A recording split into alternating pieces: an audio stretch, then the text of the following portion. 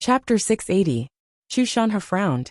Although he was usually a henpecked man, this was a matter of life and death for the family. He could not let Jin Xiuying do whatever she wanted. Listen to me on this matter. My daughter must be brought back, and my grandson must also be brought back. Seeing that his mother was about to object again, Chu Xuanli immediately said, "Mom, don't care about this anymore. If he doesn't understand the rules, we can teach him. If he doesn't, we can learn from him. After all, he is my sister's flesh and blood. It's only right to bring him back to our Chu family." Chu Xianming had been watching from the side. He was very shrewd and had not spoken before. At this time, he saw that Chu Shanha had made up his mind and knew the significance of a level 9 supreme power master to the Chu family. He then said, "Yes, Mom, our Chu family is a big family, and we don't lack one or two people. It's not bad to bring our little nephew back."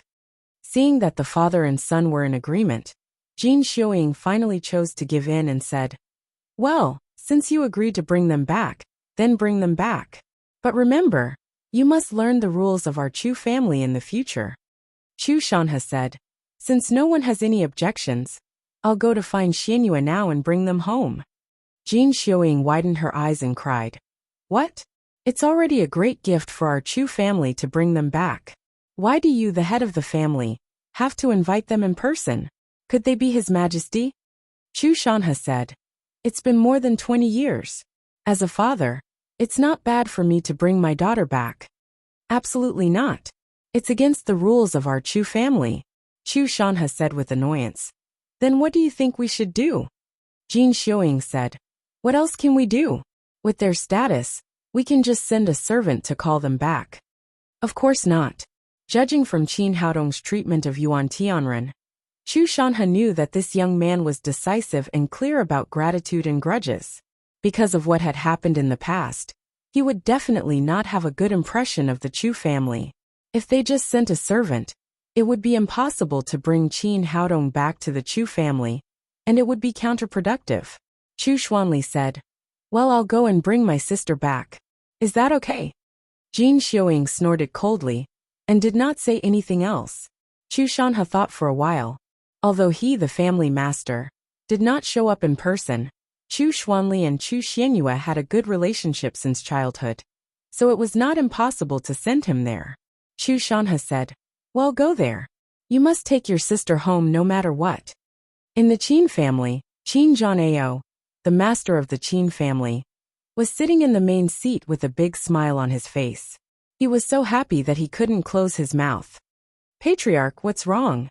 Why are you so happy about their wedding?" Qin Feiyang looked at his father in confusion. His father had just attended the engagement banquet of the Qi family and the Zhao family. After he came back, he called for a family meeting. Why was he so happy? Qin Zhanao said excitedly, "Feiyang, of course I'm happy because our Qin family is going to have a joyous occasion." A joyous occasion? Qin Zhanao had two sons. The eldest was Qin Feiyang, and the second was Qin Zongheng. Hearing this, Qin Feiyang asked curiously, "Then tell me, what's the good news of our Qin family?" Qin Zhanao said, "Today the engagement banquet of the Qi family and the Zhao family did not go well. In the end, the girl of the Qi family was kidnapped." "Patriarch, although the alliance between the Qi family and the Zhao family is not a good thing for our Qin family, their engagement banquet was ruined. You don't have to be so happy, do you?" The middle-aged man who spoke was called Qin Feiyu. He was also a direct descendant of the Qin family. His father, Qin Zhanlong, was the first elder of the Qin family and Qin Zhanao's cousin. He was a 9th-level supreme power master. "Of course not. I'm not that narrow-minded," Qin Zhanao said. "The reason why I'm so happy is that the person who kidnapped the bride is a member of our Qin family. He is your brother's son and my grandson. He is the blood of our Qin family." Ha, ha, ha. After saying that, he burst into laughter again. "What? Zongheng's son? Is there finally any news about my second brother?" Qin Feiyang asked excitedly. Qin Zhanao stopped smiling. He shook his head and said, "There's no news about that brat yet, but his son Qin Haodong officially recognized Chu Xianyue at the engagement banquet of the Qi family and the Zhao family today." Qin Feiyong suddenly became nervous. Father, you said that Qin Haodong is my second brother's son. But if he recognizes Chu Xianyue, I'm afraid that the old ghost of the Chu family will hunt him down again. No matter what, our Qin family can't stand by this time. We have to protect my second brother's bloodline. Qin Jianeo said proudly. Don't worry about this. It's good enough that my grandson doesn't make trouble for them, because he is now a 9th-level Supreme Power Master. He took Qi Wan'er away in front of the two old ghosts of the Qi family and the Zhao family, but none of them dared to do anything about it. Speaking of this, he laughed again. Hearing that Qin Haodong had reached the 9th-level Supreme Power Realm, Qin Feiyong's face was full of joy. He was happy for his second brother and nephew, but Qin Feiyu, who was next to him, looked gloomy. Ever since he was a child, everyone in the capital knew that Qin Zongheng was a peerless genius of the Qin family, but no one knew Qin Feiyu. All the favor of the family was concentrated on Qin Zongheng, and he had always lived under Qin Zongheng's halo. All of this ended after Qin Zongheng ran away from the marriage. Without Qin Zongheng, Qin Feiyu stood out in the Qin family. Now he was a master at the 8th-level Supreme Power Realm, and he was the most popular candidate for the successor of the family master. His son, Qin Chong, was now the best of the 3rd generation of the Qin family, and his cultivation had reached the 4th-level Supreme Power Realm. It could be said that the halo left by Qin Zongheng had been completely replaced by them. Everything was so beautiful, but now Qin Zongheng's son suddenly came back and had reached the 9th-level Supreme Power Realm. He had such achievements at such a young age, which undoubtedly made him and his son look inferior. If such a genius entered the Qin family, there would be no place for them. He was afraid that the position of the family master would belong to Qin Haodong in the future. Qin Jianeo and his son were both excited, and no one noticed the change in Qin Feiyu's expression. Qin Feiyong said excitedly, Master, where is Haodong now? We should bring him back immediately. Qin Jianeo said excitedly, You're right. I'll go there myself now and bring Haodong back to our Qin family. Qin Feiyu said, Master, although it's a good thing that Haodong is back, you are the master of the Qin family and his grandfather. It's not appropriate for you to go there in person. How about this? I'll go there for you and invite him back. Qin Jianeo thought for a moment and said, What you said makes sense. Then I'll trouble you. But Haodong has suffered a lot outside, and may be dissatisfied with our family, so you must persuade him to come back to our Qin family willingly. Don't worry, master. I can handle such a small matter. Then Qin Feiyu turned and walked out of the door. In the Tang sect, after the masters of the Han family, the Zhao family, and the Wei family were all sent away, Chu Xianyue called Qin Haodong over excitedly and asked, Son, which of these 3 marriages do you like? Her words were full of excitement. It seemed that she wanted to agree to all 3 marriages at the same time. Mom, do you still think that you don't have enough daughters-in-law? Qin Haodong shook his head with a wry smile and said, I've never seen the people they proposed. Which one can I like? And these 3 old foxes obviously came with a purpose, so we don't want any of these marriages. Chu Xianyue said with a regretful face, Son, you haven't seen the girls of these 3 families. They are really beautiful. It's a pity not to marry them. Qin Haodong was speechless and said, Mom, you only have one son. You can't marry a beautiful girl, can you? Besides, no matter how beautiful they are, can they be more beautiful than your current daughter-in-law? Thinking of the daughters-in-law she had just met, Chu Xianyue said with a smile, That's true. My daughter-in-law is no worse than the 3 beauties of the capital. While the mother and son were talking, the security guard at the door ran in again and said, Boss, there's another motorcade outside the door. They say that they are from the Qi family, and they want to see you. It's the Qi family's motorcade. Could it be that Qi Guofan is here? Qin Haodong frowned and said to Chu Xianyue, Mom, I'll have to trouble you this time. I guess Qi Guofan must be here for Wan'er. No matter what he says, we should delay this kind of thing if we can. Don't give him any results for the time being. Chu Xianyue said, Don't worry, son. I'm the best at dealing with this kind of thing. Qin Haodong nodded and left the living room again, leaving it to Chu Xianyue. Not long after the security guard left, Chi Guofan walked in from the outside with a smile on his face. Ni Xianyue. I came without an invitation. Sorry to disturb you. Compared with the masters of the other three families, Chi Guofan directly called Chu Xianyue his niece, and the relationship between them was much closer in an instant. Don't mention it. It's an honor for you to come to my humble house. Chu Xianyue had been working alone for many years, and had rich experience in dealing with all kinds of occasions. She asked Chi Guofan to sit down and said after a few polite words, Master Chi, what can I do for you? Chi Guofan said, I came here today for two purposes. First of all, I want to apologize to Haodong. It was indeed my fault for what happened to Wanner this time. I didn't seriously consult Wanner's opinion in advance, and directly arranged a marriage between her and the Zhao family. Because of this, I want to apologize to Haodong in person and admit my mistake. Chu Xianyue said, There's no need to apologize. You are an elder and it's all over. I think Haodong won't care. Chi Guofan said, Ni Xianyue, is Haodong at home? I want to apologize to him in person. Chu Xianyue was quite surprised. She did not expect Chi Guofan to be so humble. As the master of the family, he personally came to apologize to her son. She said, Haodong just went out to do something. He's not at home. Chapter 681. Oh, then I'll apologize in person when I have the chance in the future.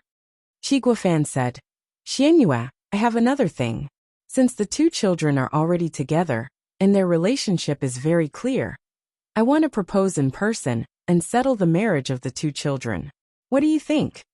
After hearing what he said, Qin Haodong immediately understood what he meant. Every family master was extremely cunning, and Chi Guofan was no exception. It was obvious that the Qi family wanted him to work for them through this marriage. Even if he didn't do anything, they could still raise the flag of marriage and rise in the capital. After all, no aristocratic family dared to provoke the strength of 5 ninth-level supreme power masters. If he hadn't forced Qi Wanner to get engaged to the Zhao family, it wouldn't have been a big deal to help the Qi family.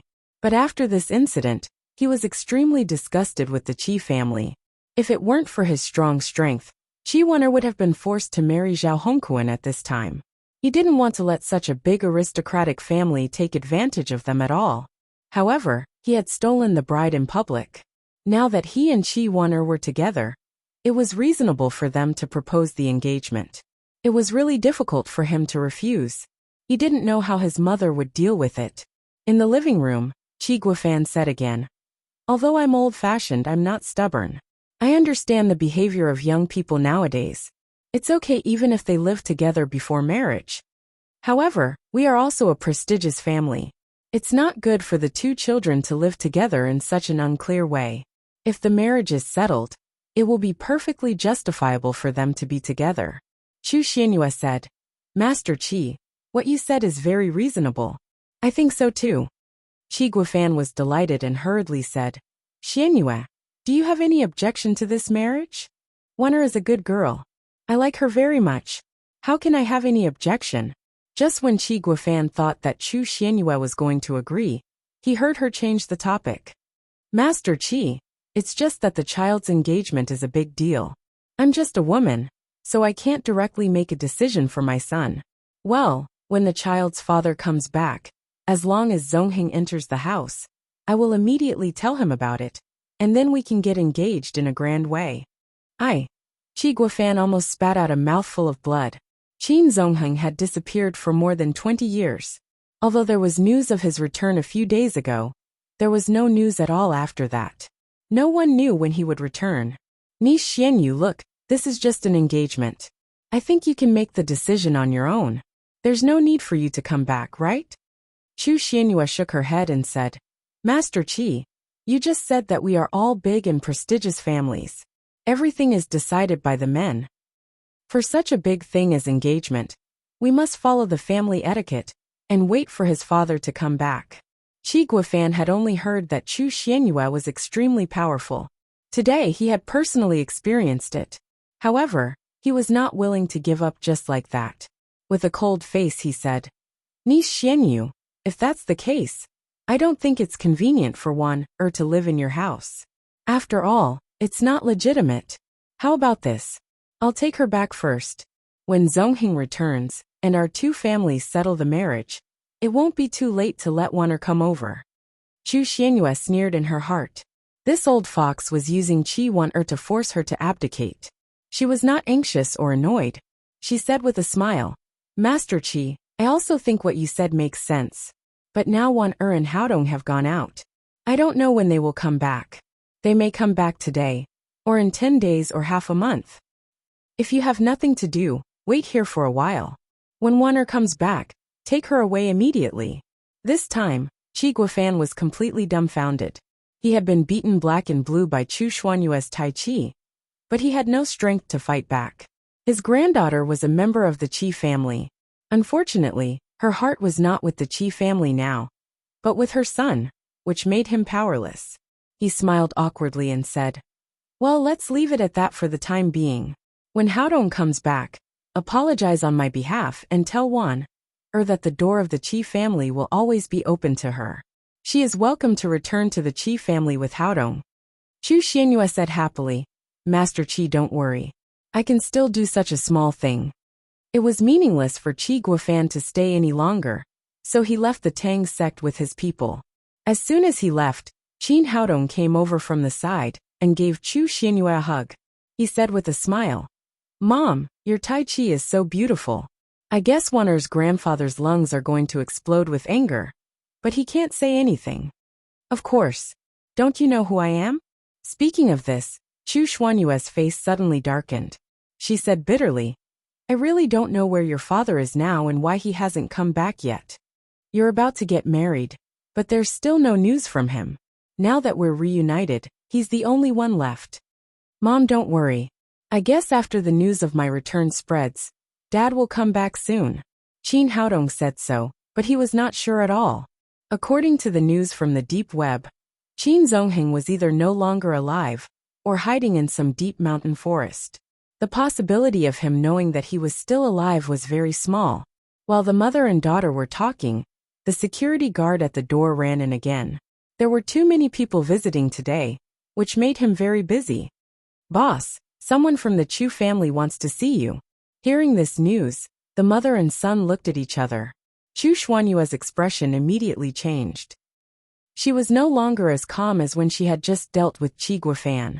Although she had long guessed that the Chu family would definitely send someone to visit, she still felt a little uneasy when they really came. It had been more than 20 years. Although they lived in the capital together, she had no contact with the Chu family. Today, they were finally going to meet again. Who is it? Qin Haodong asked the security guard. He said his name is Chu Xuanli. Hurry up and invite him in. Hearing that it was her elder brother, Chu Xianyue immediately relaxed a lot. In the Chu family, Chu Xuanli had the deepest feelings for her. When she was expelled from the Chu family, the only one who spoke for her was her elder brother. Unfortunately, he did not have much say in the Chu family. She briefly introduced Chu Xuanli's situation to Qin Haodong, and then said, Be nice to your uncle later.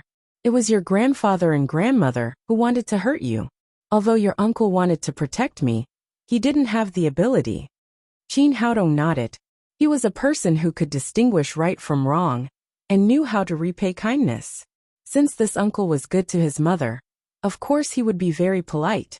At the same time, a sneer appeared on the corner of his mouth. They sent a second-generation disciple, who did not have much say to invite him. What did the Chu family think of him? Did they think that it was so easy to invite him? Soon, Chu Xuanli came to the living room, under the lead of the security guard. Elder brother, little sister. After being separated for 20 years, the brother and sister hugged each other tightly, after seeing each other, and burst into tears. Although they lived in the same city, Chu Xuanli never dared to see his sister, due to the restrictions of the family rules. After a long time, the two of them slowly separated.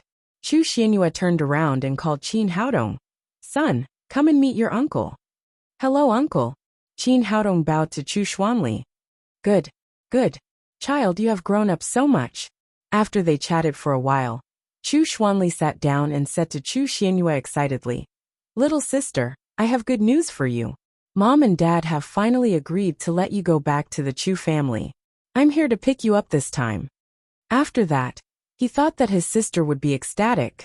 Unexpectedly, Chu Xianyue just nodded lightly and then said, "Elder brother, I appreciate your kindness, but I really don't want to go back to that family, and there's no need for me to go back." As she spoke, she recalled the heartlessness of Jin Xiuying and Chu Shanhe in the past, and felt sad in her heart. "Little sister, what are you talking about? The Chu family is your home. Everyone is looking forward to your return." Chu Xianyue said, "Elder brother, don't lie to me. If I'm not wrong, I'm afraid that only you will welcome me back in the whole Chu family. Especially Mom. She would never welcome a daughter like me back. She only has eyes for her son and those self-righteous rules of hers." Speaking of this, her eyes were a little wet. Other mothers had endless tenderness for their daughters, but her mother did not. She only had coldness. Chu Xuanli said embarrassedly, "Little sister, don't blame Mom. She's just like that." "It doesn't matter whether I blame her or not." Chu Xianyue said, "The most difficult time for me has passed. Now that I have a son, what's the need to go back? But the Chu family is your home after all." Chu Xuanli still wanted to say something, but Chu Xianyue directly interrupted him and said, "Elder brother, don't say it. The Chu family has kicked me out. This is my home." Little sister, do you really not want to go back? What happened in the past was all a misunderstanding. It's really a rare opportunity for Mom and Dad to agree to let you go back. I'm afraid that in the future," Chu Xianyue said, "Elder brother, you're a good person but you're too honest. Do you think Mom and Dad let me go back because of family affection? That's not it at all. They want Haodong to work for the Chu family, because my son is promising. That's why they let us go back. If my son was still an ordinary person, they wouldn't even look at me. Whether it was a misunderstanding or not, it doesn't matter to them." Although Chu Xuanli was loyal, he was not a fool. After hearing Chu Xuanyue's words, he understood the key. Seeing that his sister really had no intention of going back, he sighed regretfully. "All right then. Since little sister is sure that you don't want to go back, then I'll leave." He could tell that Chu Xianyue was determined not to go back to the Chu family, so he got up and was about to go out. "Uncle, wait a minute." Qin Haodong next to him, he suddenly stopped Chu Xuanli. Chapter 682. Chu Xuanli turned around and asked in surprise, "Haodong, have you changed your mind? Do you want to go back to the Chu family with me?" Qin Haodong shook his head and said, "Uncle, my mother has the right to decide whether to go back to the Chu family or not. If she says she wants to go back, I will go back with her. If she doesn't like the Chu family, then she won't go back." "Oh," Chu Xuanli said with a little disappointment. "Then what do you want?" "As long as I can do it, I will definitely do it for you." Qin Haodong smiled and said, "Uncle, I'm not asking you to do anything. I just want to ask, have you been stuck at the 6th level of the Supreme Power Realm for a long time?" "Haodong, do you know my cultivation?" Chu Xuanli was slightly surprised. It seemed that his nephew still paid attention to the Chu family. Otherwise, how could he know his cultivation? He added, "It's extremely difficult to break through from the 6th level of the Supreme Power Realm to the 7th level. I've been stuck here for 5 years. I've thought of many ways, but I still can't break through the bottleneck." He was not very talented in cultivation and could not be compared with geniuses like Qin Zongheng, but he was a down-to-earth person and focused on cultivation. In this way, he had also reached the 6th level of the Supreme Power Realm.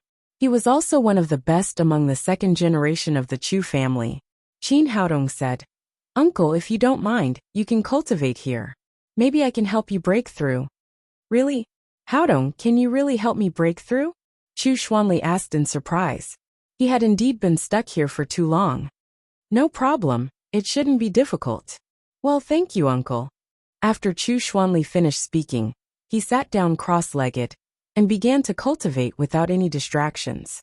This was the difference between people. He was honest and trustworthy. Although it was the first time he had met his nephew, he trusted him 100%. If it were his younger brother, Chu Xianming, he would immediately be suspicious and all kinds of ideas would come to mind. Qin Haodong wanted to help his uncle because of his mother's words just now, but the premise was that Chu Xuanli had full trust in him.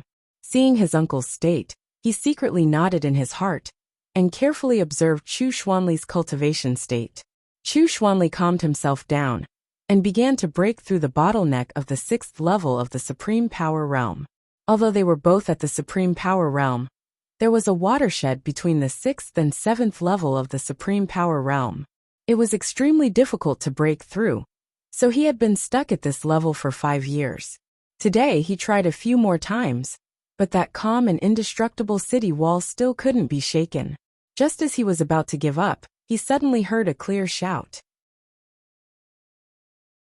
The voice wasn't loud, but it sounded like a clap of thunder in his ears, causing the city wall to instantly collapse. Then, a warm current was injected from the Baihui acupoint on the top of his head and combined with his genuine qi. In an instant, he broke through the bottleneck of the 7th level of the Supreme Power Realm and officially stepped into the 7th level of the Supreme Power Realm. Chu Xuanli was delighted, but he also knew that it was not the time to be distracted. He quickly got rid of the distractions and began to concentrate on stabilizing his cultivation. After a while, his cultivation had completely stabilized at the 7th level of the Supreme Power Realm. Just as he was about to stand up, Qin Haodong said, "Uncle, eat this. I'll help you again." After saying that, a pill full of spiritual energy appeared in his mouth. Now Chu Xuanli trusted and admired his nephew, so he swallowed the pill without hesitation.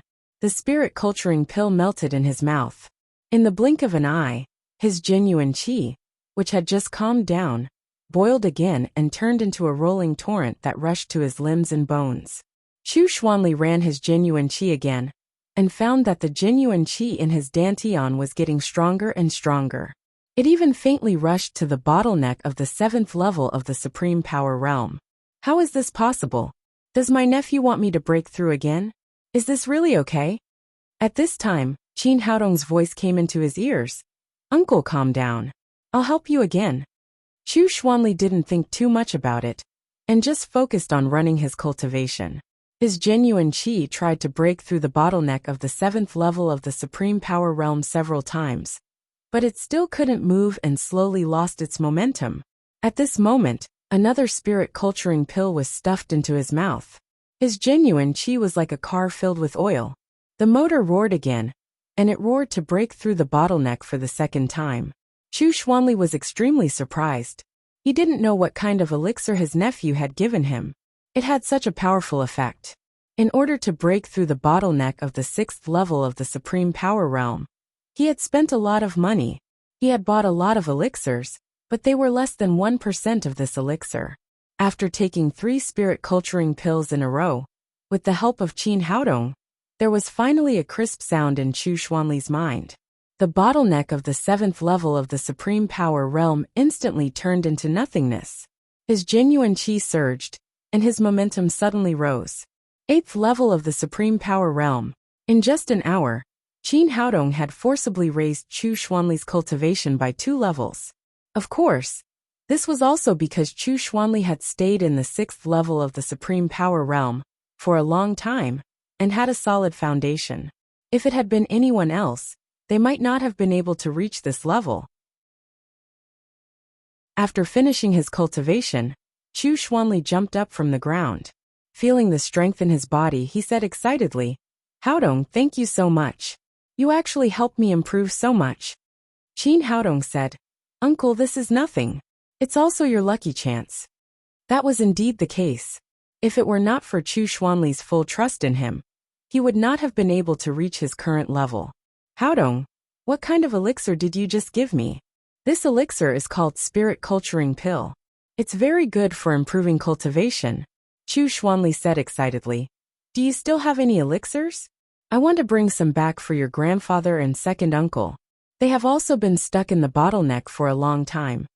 Qin Haodong secretly shook his head. His uncle was really loyal and lovely. He always thought of others when he encountered good things. However, his mother had said that in the whole Chu family, only this uncle in front of him truly cared about her. Naturally, others were not worth such precious elixirs. He said, "Uncle, you have made so many breakthroughs in a row. After you go back, you need to stabilize your foundation. You can't use the spirit culturing pill in a short time. When your cultivation is completely stabilized, and you need to break through to the 9th level of the supreme power realm, you can come to me to get the elixir. As for the others, I don't have any extra elixirs for them. In my eyes, I only care about you. I don't care about my grandfather and second uncle." Chu Xuanli instantly understood. Qin Haodong only recognized him, and not the Chu family. He shook his head helplessly, then said goodbye to Chu Xianyue and Qin Haodong, turned around and left the Tang sect. As soon as he left, Chu Xianyue, who had been smiling, immediately showed a lonely look. The Chu family was her home. Although her parents did not dote on her, she had lived there for more than 20 years. Her relatives and childhood memories were there. It would be a lie to say that she did not want to go back. But she did not want to go back to the Chu family casually. Qin Haodong understood his mother's feelings very well. He said, "Mom, do you want to go back and have a look?" Chu Xianyue shook her head and forced a smile. "No, it's good here. Why should I go back to that cold home?" Qin Haodong said, "Don't force yourself. Since you want to go back and have a look. But don't worry. I will definitely let the Chu family take you back in glory." Chu Xianyue nodded slightly. In the past, she had completely lost hope for the Chu family, and thought that there was no possibility of going back in this life. But now that she had an outstanding son, everything had become completely different. In the Qin family, Qin Feiyu came to the parking lot. Just as he was about to get in the car, he saw an SUV speeding over. After the car stopped, a young man jumped out of the car with an angry face. This man was Qin Feiyu's son, Qin Chong, the eldest young master of the Qin family. Seeing that his son was not in a good state, Qin Feiyu asked in surprise, "Chong, you're back. Why do you look unhappy? Who made you angry?" Qin Chong said angrily, "Dad, have you heard that Qin Zonghing's son is back?" "Keep your voice down." Qin Feiyu looked around to make sure that there was no one around and said in a low voice, "Watch your words. Qin Zonghing is the son of the family master and your uncle. The family master will be very unhappy if he hears you being so presumptuous." Qin Chong snorted coldly. "What's the big deal about a man who has disappeared for more than 20 years? Qin Feiyu said, "Son, what's wrong? Did Qin Zonghing make you angry?" "Of course he won't make me angry. It's his son who made me angry," Qin Chong said angrily. "I've been pursuing Wei Yanran for 3 years, and I was about to get a result. But I didn't expect that Qin Zonghing's son, Qin Haodong, would suddenly appear. Just now, I heard that the master of the Wei family, Wei Junce, personally came to propose marriage to Qin Haodong. Don't you think it's a robbery? How dare he steal the woman I like?" "The Wei family actually came to propose marriage to Wei Yanran?" Qin Feiyu asked in surprise. "When did this happen?" "Just now. I heard that not only the Wei family, but also the Han family and the Zhao family came to propose marriage. I really don't know how this boy named Qin Haodong can make the 3 beauties of the capital come to propose marriage together. The most annoying thing is that he has many girlfriends. He just stole Qi Wan from the Qi family, and now he wants to steal my Yanran. How can I swallow this? Is this accurate?" Qin Feiyu was still a little confused. Even if Qin Haodong was a level 9 supreme power master, it was not enough for the 3 great families to be so humble and compete to marry their granddaughters to him. He did not know how strong Qin Haodong was now. Just now, Qin Zhanao did not tell him about the other 4 level 9 supreme power masters under Qin Haodong. The old man had his own considerations. If he only invited Qin Haodong back, it would seem that he valued family ties. But if he made all of Qin Haodong's strength public, the Qin family would think that he did not value family ties but interests. Qin Chong said, "How can this be false? It's absolutely true." Qin Feiyu thought for a moment and said, "It's nothing. Your grandfather just asked me to find Qin Haodong and invite him back to the Qin family. I'll help you ask him later."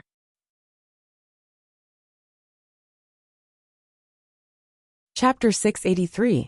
Hearing that his father was going to look for Qin Haodong, Qin Chong said, "I'll go with you. I want to see if this guy has 3 heads and 6 arms. How dare he steal my woman? All right then. Qin Chong was one of the best among the young generation. So Qin Feiyu doted on his son very much and agreed directly. Son, don't be impulsive later. I heard from your grandfather that Qin Haodong is already a level 9 Supreme Power Master. We can't afford to offend him. Qin Chong was now at the 4th level of the Supreme Power Realm. He had always been complacent about his martial arts talent. When he heard that Qin Haodong had reached the 9th level of the Supreme Power Realm, a look of jealousy flashed through his eyes. So what? He must have had some luck to reach his current realm. His foundation must be unstable. Moreover, my grandfather is also a level 9 Supreme Power Master. There's no need to be afraid of a young man who has just advanced. His grandfather, Qin Zhanlong, was the first elder of the Qin family and a level 9 Supreme Power Master. Qin Chong, who was spoiled, had always been arrogant. Even if he heard that Qin Haodong was a level 9 Supreme Power Master, he did not take him seriously. Subconsciously, he felt that Qin Haodong's level 9 Supreme Power Master was definitely not as good as his grandfather's. As a leading figure among the second generation of the Qin family, and a strong competitor for the next family master, Qin Feiyu had always been arrogant, and did not take his son's attitude too seriously. Moreover, he thought that if Qin Haodong returned to the Qin family, he might pose a threat to his position as the heir of the family master. Therefore, he felt that it was necessary to warn his nephew first, so that Qin Haodong would obey the rules after returning to the Qin family. At least he should know how to respect his third uncle. When they arrived at the gate of the Tang sect, they were stopped by the security guards at the gate. Zhang Tinyu was in charge of the duty today. He came over and asked, "You too, this is the Tang sect. Who are you looking for?" Qin Chong said arrogantly, "Is Qin Haodong here? Ask him to come out and pick us up." He was the young master of the Qin clan. Wherever he went, he would be looked up to. But here he couldn't even enter the door. This made him extremely unhappy. Zhang Tinyu frowned. He was extremely dissatisfied that this young man dared to call his boss's name directly. However, he hadn't figured out the origins of the two people in front of him. So he didn't lose his temper. He asked again, "May I know your name so that I can report to the boss?" Qin Chong said discontentedly, "How arrogant. He's just a bumpkin from the countryside. He really thinks he's a big shot in the capital." Qin Feiyu said, "We're from the Qin family. Tell Qin Haodong that his third uncle is here, and ask him to welcome him." "All right, please wait a moment." Because of the special situation, Zhang Tinyu didn't send security guards after saying that, but went to find Qin Haodong himself. Qin Haodong was talking with Chu Xianyue. Seeing Zhang Tinyu enter the door, he asked, "What's the matter?" "Boss, there are two people at the door. They said they are from the Qin family, and want you to go out and greet them. They also said that your third uncle is here."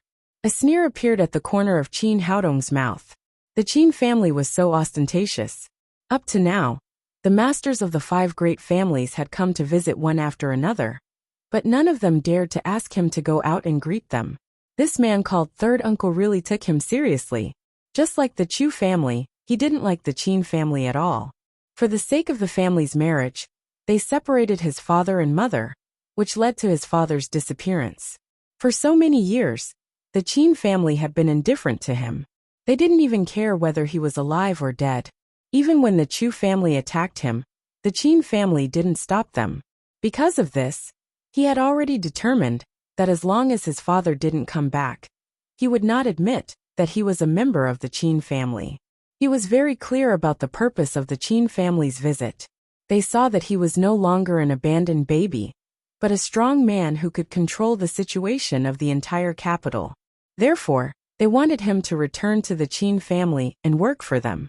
If they had come to his door politely, he might have given them some benefits on account of the fact that they were from the same sect. He did not expect that 2 idiots would come to his door, and even want him to go out and receive them. Did they have the qualifications? He was very clear about his principles. As long as his relatives were good to him, he would not dislike them, even if they were beggars. They didn't do anything for him, and didn't do anything for him. They just wanted to get benefits from him, because of their blood relationship. Even God wouldn't get used to them. He said to Zhang Tinyu, Go and tell them to come in by themselves or go back. Yes, boss. Zhang Tinyu always followed Qin Haodong's orders. Soon, he came to the door and said to the arrogant father and son of the Qin family, "Our boss said, either you come in or go back." Qin Feiyu was waiting for Qin Haodong to come out and greet him, but he didn't expect such a sentence. For a moment, he was a little confused. He didn't expect that his nephew, whom he had never met, would be so hot-tempered and not give him any face. Not only him, but Qin Chong also didn't come to his senses for a while. The father and son of the Qin family were all famous figures in the capital. When had they ever been treated like this? Bastard, how can this guy be so arrogant? After a while, Qin Chong roared angrily. He turned to Qin Feiyu and said, "Dad, this kind of person who doesn't know how to respect his elders and doesn't know the rules is not qualified to enter our Qin family.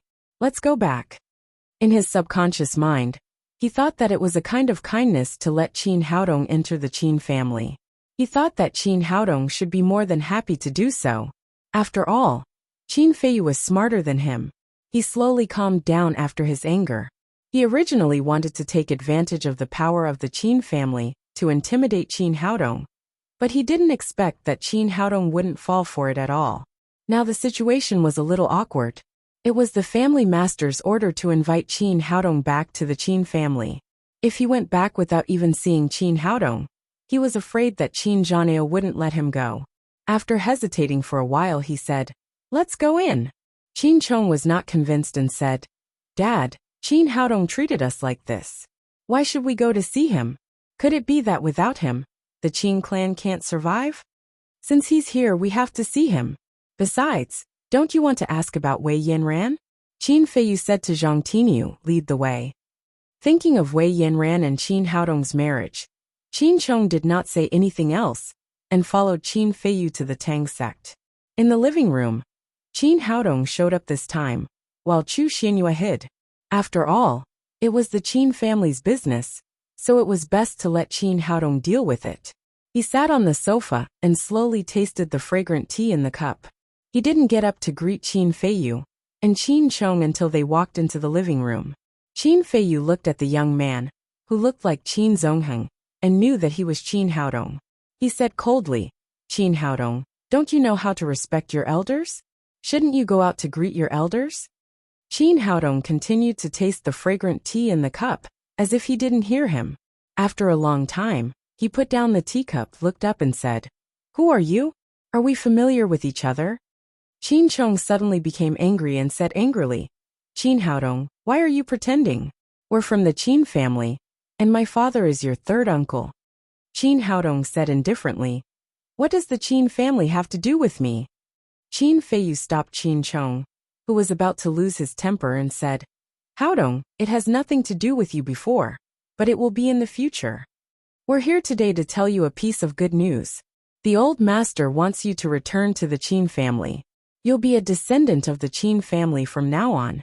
In terms of seniority, I'm your third uncle, and this is my son, your cousin Qin Chong." Qin Haodong frowned slightly.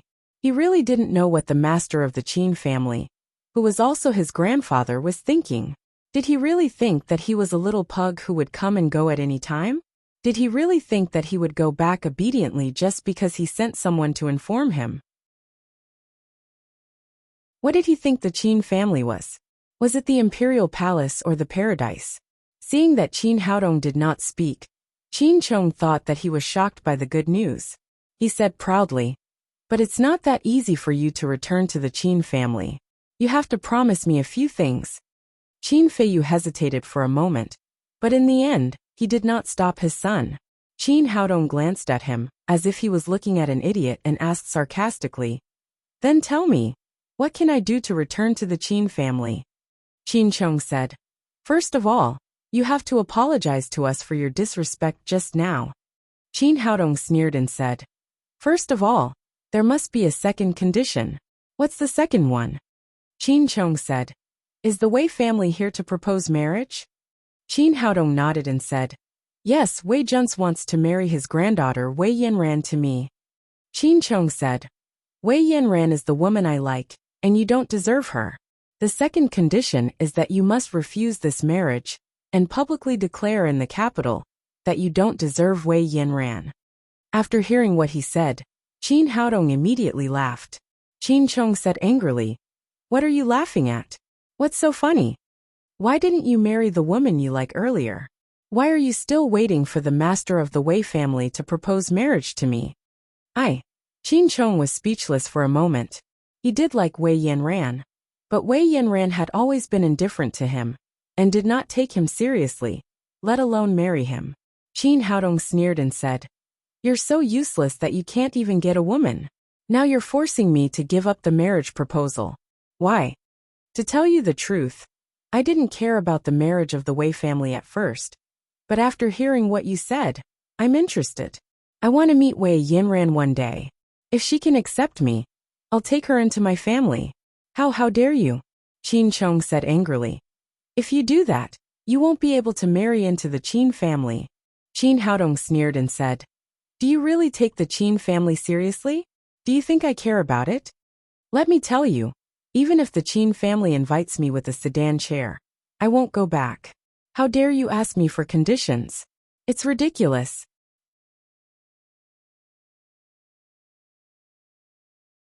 Chapter 684.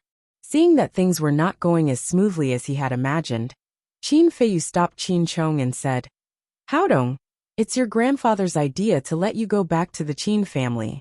"My grandfather?" Qin Haodong said sarcastically. "I've been an orphan since I was a child. I've never even seen my father. How could I have a grandfather?" At this time, Qin Feiyu had no time to suppress Qin Haodong's prestige.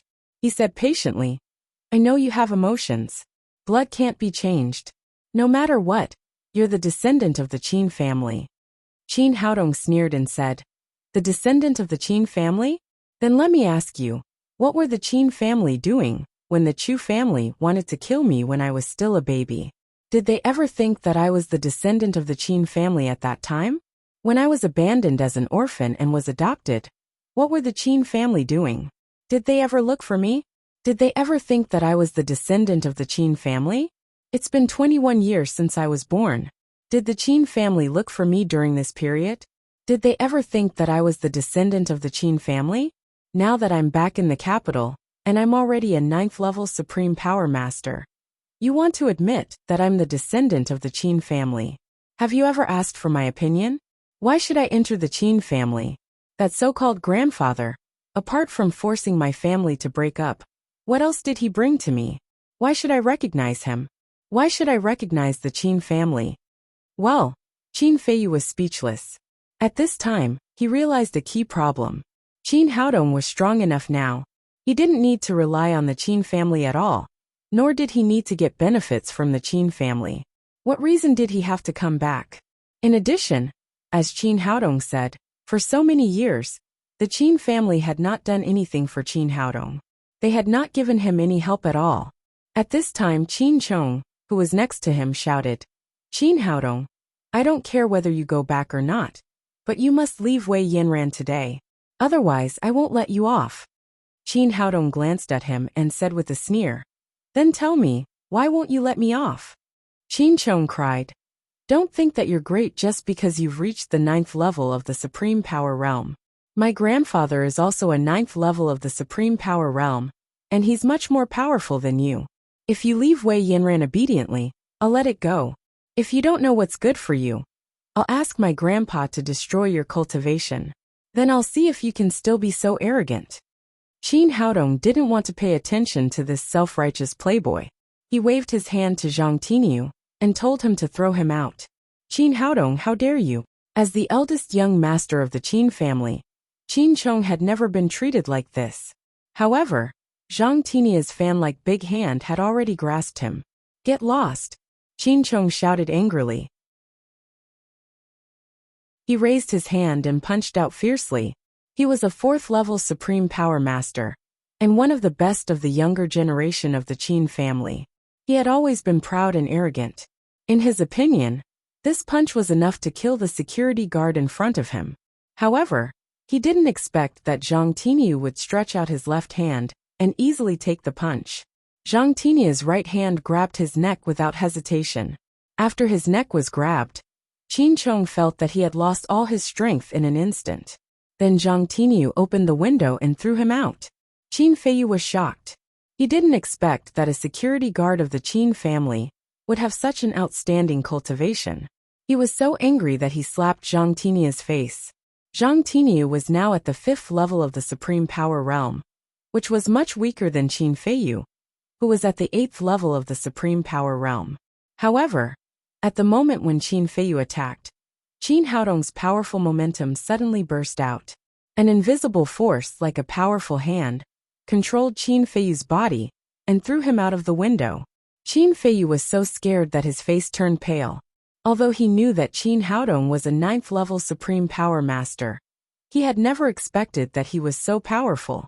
After being thrown out of the window, the force that trapped his body disappeared in an instant. Then a majestic voice sounded in his mind. "I'll let you go for the sake of my father's generation. If you dare to fight in the Tang sect again, I won't let you off easily." Qin Chong fell to the ground, and his face was covered with dust. He was extremely angry.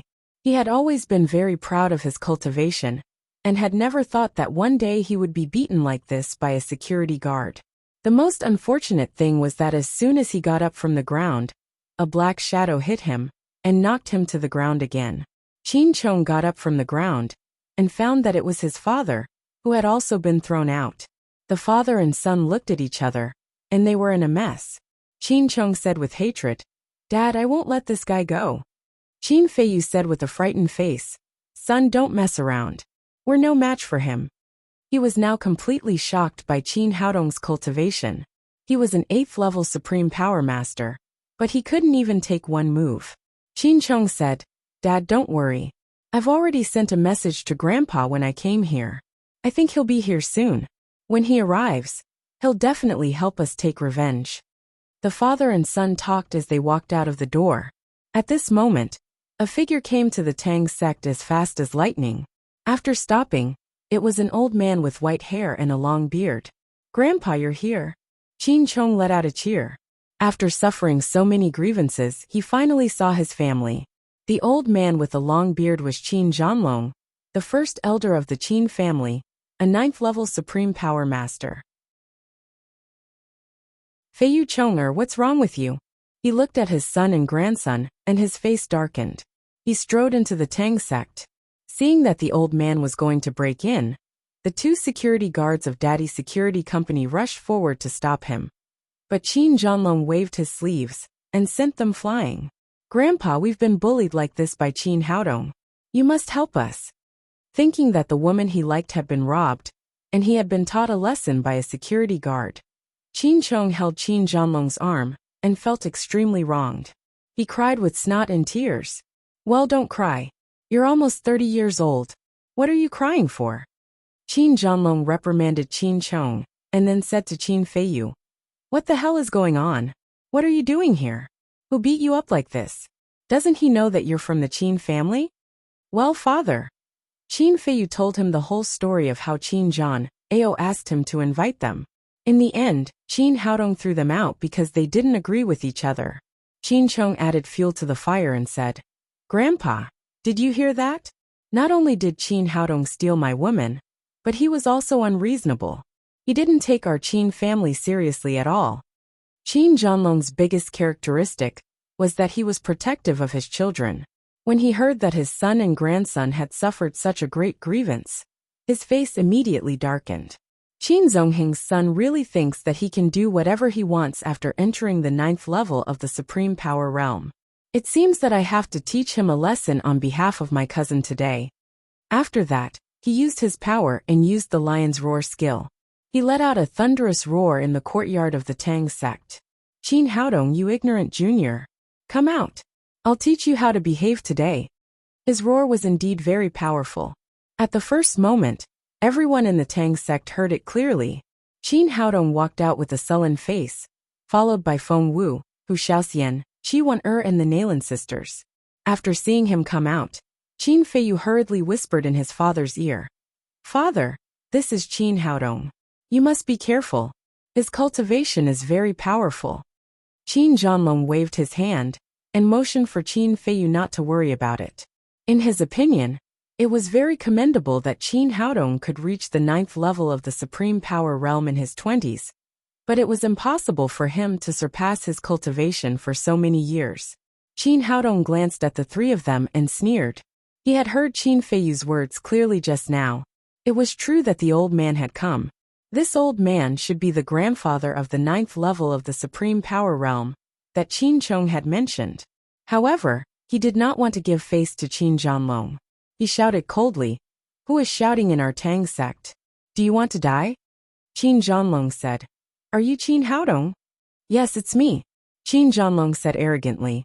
"Boy, come here quickly. I'm your grandfather." Qin Haodong sneered, "My grandfather? I've lived for more than 20 years. Why haven't I seen you before?" "Well," Qin Zhanlong's expression froze, and then he said, "No matter whether I've seen you or not, I'm still your elder. Your father, Qin Zongheng, has to call me uncle after seeing me. Shouldn't you call me grandfather?" Qin Haodong said lightly, "I'm sorry. I've never seen my father, and I've never heard of him, so I don't know you. Please get out. For the sake of your age, I won't hold you accountable for breaking into our Tang sect this time." Qin Chong quickly seized the opportunity to step forward and said, "Grandpa, did you see that? How arrogant is this boy? He doesn't take you seriously at all." Qin Zhanao's face darkened and he said angrily, "Boy, don't think that you're great just because you have some cultivation. Today, I'll teach you a lesson on behalf of your grandfather and let you know what it means to respect your elders." After that, he moved his feet and raised his hand to chop Qin Haodong's chest with his steel-breaking palm. A trace of sarcasm flashed across Qin Haodong's face. This old man was obviously taking advantage of his seniority, but there was no such chance in the Tang sect. He didn't bother to fight with this old man, so he directly waved his hand to the side. "Nalan Wushuang, Nalan Wuxia," Hu Shaoxian and Feng Wu shouted, and used their unique skills together to fight against Qin Zhanao. Feeling the powerful aura of the four people, Qin Zhanao was suddenly shocked. He only knew that Qin Haodong was at the 9th level of the supreme power realm, but he had never thought that the four girls around him were also so powerful.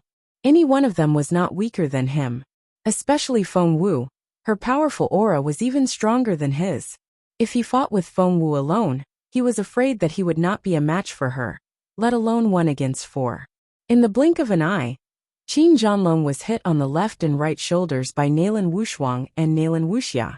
Hu Shaoxian kicked him in the thigh, and Feng Wu poked him in the chest with 1 finger, directly sealing his acupoints. After being defeated in 1 move, Qin Zhanlong was completely dumbfounded. After living for so many years, he had never been defeated so miserably, and he had never met so many 9th-level Supreme Power Realm Masters. Qin Feiyu and Qin Chong were stunned, especially Qin Chong. Originally, he wanted to count on his grandfather to vent his anger for him, but he didn't expect that as soon as he reached out, he would be stopped by Qin Haodong, which made his heart completely collapse. Qin Haodong stepped in front of Qin Zhanlong and said with a smile, "What do you think? Do you want to teach me a lesson?" Qin Zhanlong cried, "What's the point of winning with more people? If you have the ability, fight with me alone." Qin Haodong sneered and said, "You're really stubborn. If you have the ability, find 4 9th-level Supreme Power Realm Masters to beat me."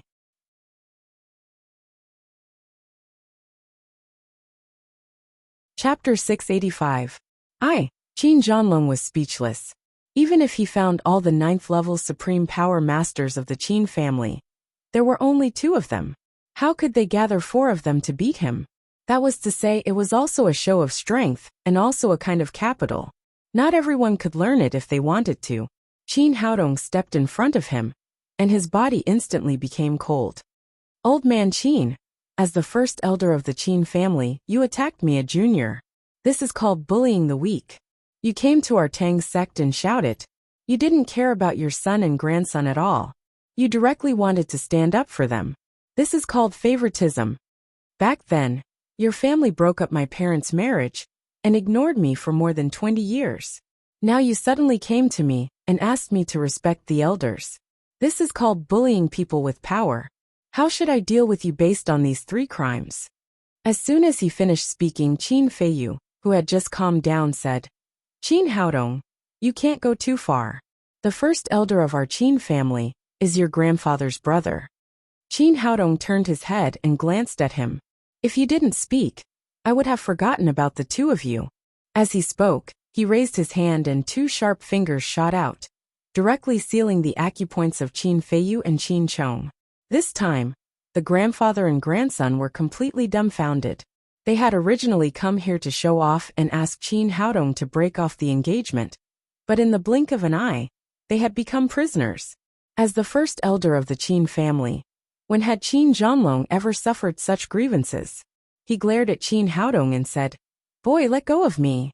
As long as you dare to touch us, our Qin family will not let you off.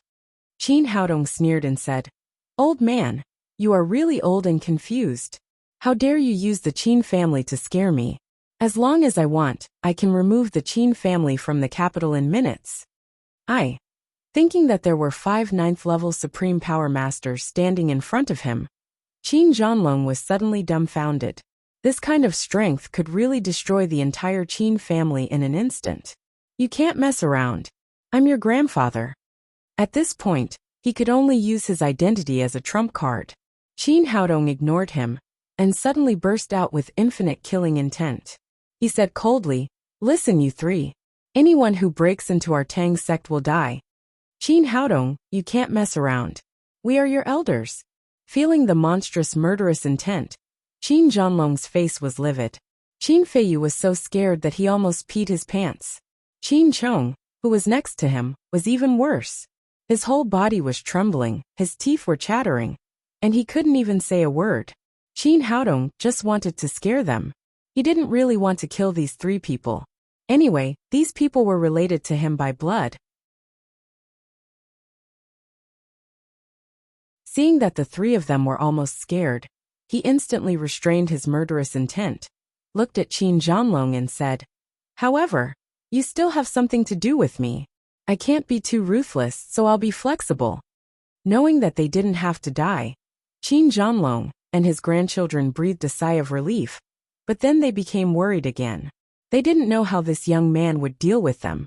Qin Haodong said, In the past, there was a precedent of replacing one's head with one's hair. Today, I'll learn from the rules of the ancients. I won't cut off your heads. I'll just shave your hair. Qin Zhanlong panicked when he heard that he had to shave his head. As the first elder of the Qin family and a 9th-level Supreme Power Master, if his hair was shaved, how could he go out to meet others in the future? Moreover, although the old man's hair and beard were white, he looked very beautiful. He had always regarded himself as a child. If his hair was shaved into a big duck's egg, how could he go out to meet others in the future? Qin Feiyu was the same. He usually boasted that he was the heir of the next family master. If he lost his hair, how could he give orders and face the rest of the Qin family? Qin Chong also had a bitter look on his face. It took him at least half an hour to take care of his hair every day. He relied on his hair to make himself look elegant. He also relied on his hair to go out to drink and pick up girls. If he lost his hair, how could he explain to the young masters and ladies of other aristocratic families and pursue Wei Yanran? No, this is absolutely not possible. You can't touch our hair. Even though Qin Zhanlong and his grandchildren were reluctant, Qin Haodong ignored them. He reached out to grab the beauty thorn in Nalan Wushuang's hand and used the chaotic cloak saber skill. He shaved Qin Zhanlong's hair in a few strokes. Then he turned around and shaved off all the beard on his chin. As his beard and hair fell, Qin Zhanlong was completely dumbfounded. He was a 9th-level Supreme Power Master, an admirable existence, but today he ended up like this. If he had known this, he would have stayed in the Qin family.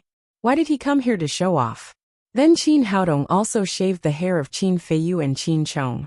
Looking at the 3 bald heads, he nodded with satisfaction and said, The effect is not bad. People can tell at a glance that it's a biological head. When the girls next to them saw the shiny bald heads of Qin Zhanlong and the other 2, they couldn't help but tremble with laughter. The 3 of them were embarrassed. If it weren't for the acupoints, they would have found a place to hide immediately. Qin Feiyu cried. Qin Haodong, you've gone too far. Qin Haodong's face turned cold. Have I gone too far? I'll spare you this time for the sake of the Qin family. If you come to our Tang sect again, I'll cut off your heads next time. Get out of here. As he spoke, he flicked his fingers and unsealed the acupoints of the three people with a few fingers.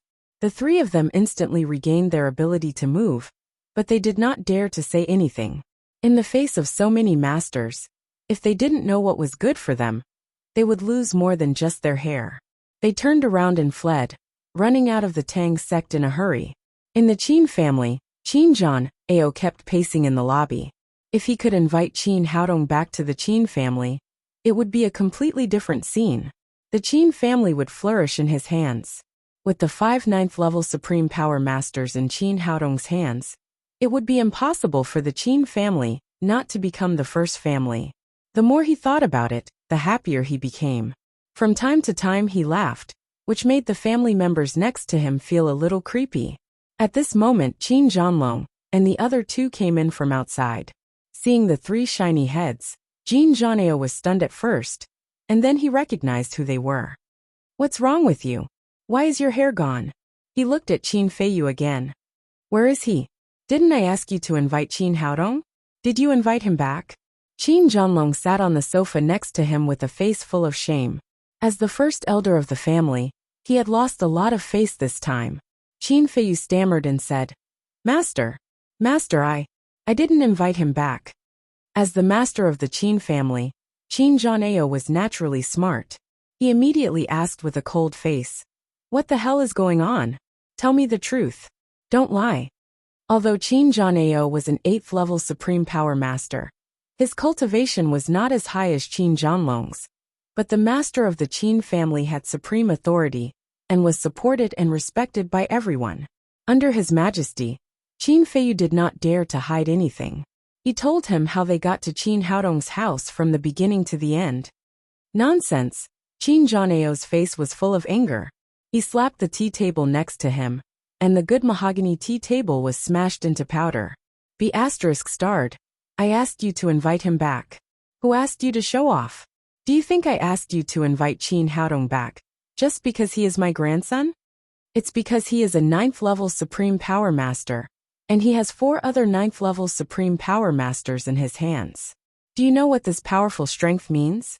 The more Qin Zhanao spoke, the angrier he became. His saliva flew all over Qin Feiyu's face, but Qin Feiyu did not dare to show any dissatisfaction. He also knew that he had made a big mistake this time. Why do you think the other 3 great families took the initiative to send their granddaughters to Qin Haodong? Even Zhao Zongxiong, who had just been robbed of his granddaughter-in-law, did not hesitate to put down his pride and go to Qin Haodong's house to propose marriage. Do you think they are all stupid? What they value is Qin Haodong's powerful strength and unlimited potential. Anyway, Qin Haodong has a blood relationship with our Qin family. Compared with other families, he has a unique advantage. Now this advantage has been lost by you. On the contrary, you have become enemies. How do you think I should punish you? Well, only at this moment did Qin Feiyu realize how big the trouble he had caused. He lowered his head and did not dare to make a sound. And you? Qin Zhanao turned his head and said to Qin Zhanlong, Young people are impulsive. As the first elder, you are also impulsive. Now you have completely offended Qin Haodong. This is a great loss for our Qin family. Qin Zhanlong opened his mouth, but in the end he did not say a word.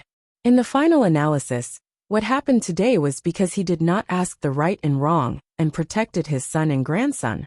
Otherwise, things would not have become like this. Qin Zhanao said to Qin Feiyu, You have disappointed me this time. Hand over all the things in your hands first, and then reflect on them for a month. This punishment did not seem to be too heavy, but Qin Feiyu's face was pale. He knew that his position in the Qin family was in danger, and his power had been deprived. Qin Zhanlong only punished Qin Feiyu. After all, he took the initiative to invite Qin Haodong this time, so he should bear the main responsibility. Qin Zhanlong was his brother, and a 9th-level Supreme Power Master. He had a high status, so he could not go too far. As for Qin Chong, he was just a junior, and did not take him seriously at all. After the punishment, the three of them left the hall. Qin Zhan, Ao sat on the sofa helplessly. He was also responsible for this matter. The masters of the Wei family, the Qi family, the Han family and the Zhao family all went to see Qin Haodong in person, but he regarded himself as his grandfather. He was too arrogant and sent Qin Feiyu to see him. As a result, things became like this. In terms of blood relations, he was indeed Qin Haodong's grandfather. But as Qin Haodong had said, he had been standing by all these years, and did nothing for his grandson. Now it was reasonable that they did not recognize him. He sighed and his heart was filled with infinite memories. He regretted that he should not have forced Qin Zongheng to leave, and that he should not have watched the Chu family persecute his grandson. But it was useless to regret. There was no medicine for regret in this world. At this point, he could only wait for a period of time. After Qin Haodong's emotions calmed down, he would personally go to apologize and admit his mistake. Maybe there was a little chance to redeem himself. When Chu Xuanli came back, Chu Shanhe, Jin Xiuying, and the others were sitting in the hall, including the two 9th-level Supreme Power Masters of the Chu family, Chu Shanchuan and Chu Shanhai. It could be seen that these people were waiting for his reply.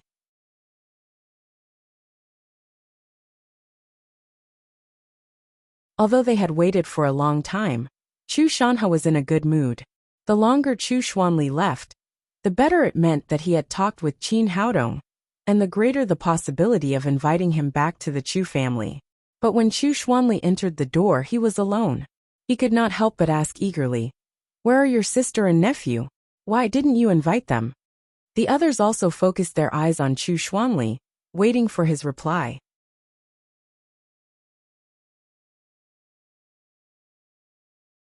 Chapter 686. Chu Xuanli told him what Chu Xianyue and Qin Haodong thought from beginning to end, and then said, "My sister and nephew have no intention of returning to our Chu family for the time being." As soon as he finished speaking, Jin Xiuying shouted, "Our Chu family invited her, but she still put on airs. She really doesn't know what's good for her. An unruly mother with a bastard who grew up in a small place.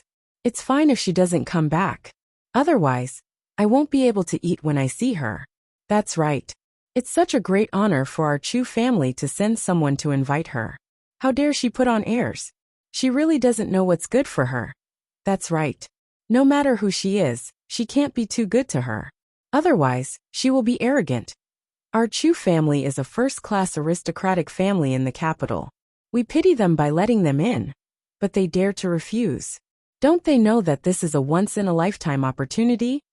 Hearing that Chu Xianyue and Qin Haodong refused to enter the Chu family, the other members of the Chu family immediately became indignant. They began to talk about it, and expressed their dissatisfaction.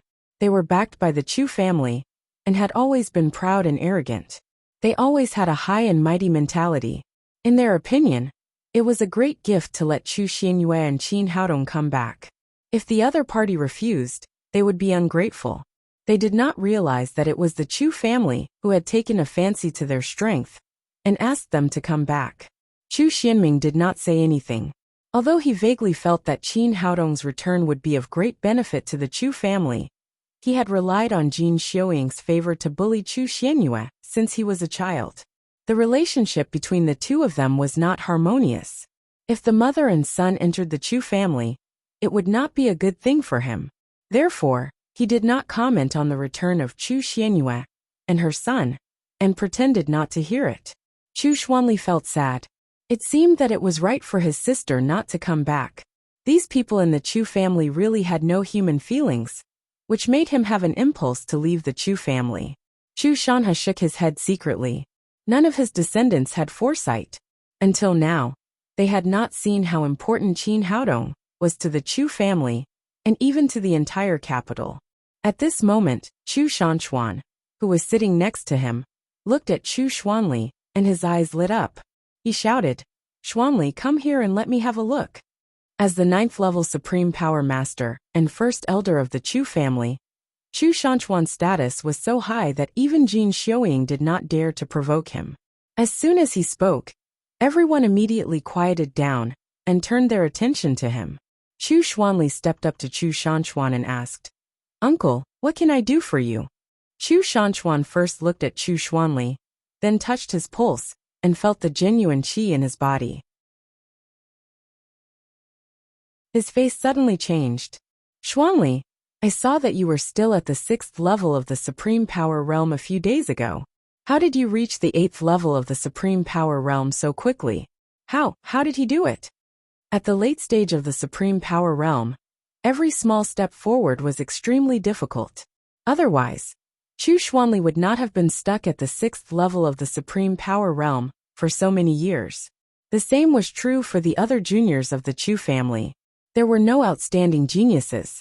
Although the family was rich in resources, the highest cultivation under the three old men was only at the 6th level of the Supreme Power Realm, including Chu Xianming. Although he seemed to be very shrewd, his cultivation was the same as Chu Xuanli's. He was only at the 6th level of the Supreme Power Realm. Under such circumstances, Chu Xuanli was able to improve so much at once, so the whole Chu family was shocked. Another 9th level Supreme Power Master, Chu Shanhai, said with a surprised look, "Big brother, did you make a mistake?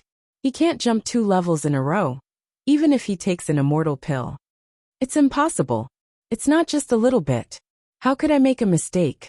In order to prove himself, Chu Shanchuan said, "Xuanli, punch me with all your strength." Chu Xuanli thought for a moment. After all, this kind of thing could not be hidden. He followed Chu Shanchuan's instructions and punched him fiercely. The full blow of a level 8 Supreme Power Master was like an avalanche. The fist wind raged in the surrounding air, with a sharp whistling sound, and hit Chu Shanchuan like a mountain. Seeing the power of his punch, the surrounding people were all shocked. They did not expect that Chu Xuanli could make such a powerful punch. Although Chu Shanchuan was a 9th level Supreme Power Master, his face was still serious. He slapped out with both hands and used soft force to dissolve Chu Xuanli's punch. This was also because of his ingenious technique. If the two of them had fought head-on, the burst of genuine qi would have destroyed all the decorations in the hall. Now everyone believed that Chu Xuanli was really a genuine 8th level Supreme Power Master. Chu Shanhai looked shocked and asked, "Xuanli, what's going on with you? Could it be that you've been hiding your cultivation all this while?" Chu Xuanli said with a wry smile, "Second uncle, I only have so little cultivation. What else can I hide? I was indeed a level 6 Supreme Power Master before." No one doubted his words. For children of big families like them, the progress of their cultivation represented their interests and status in the family. Every time they improved a little, they were afraid that others would not know. How could they hide their cultivation? Chu Shanha was originally worried about the Chu family's lack of successors.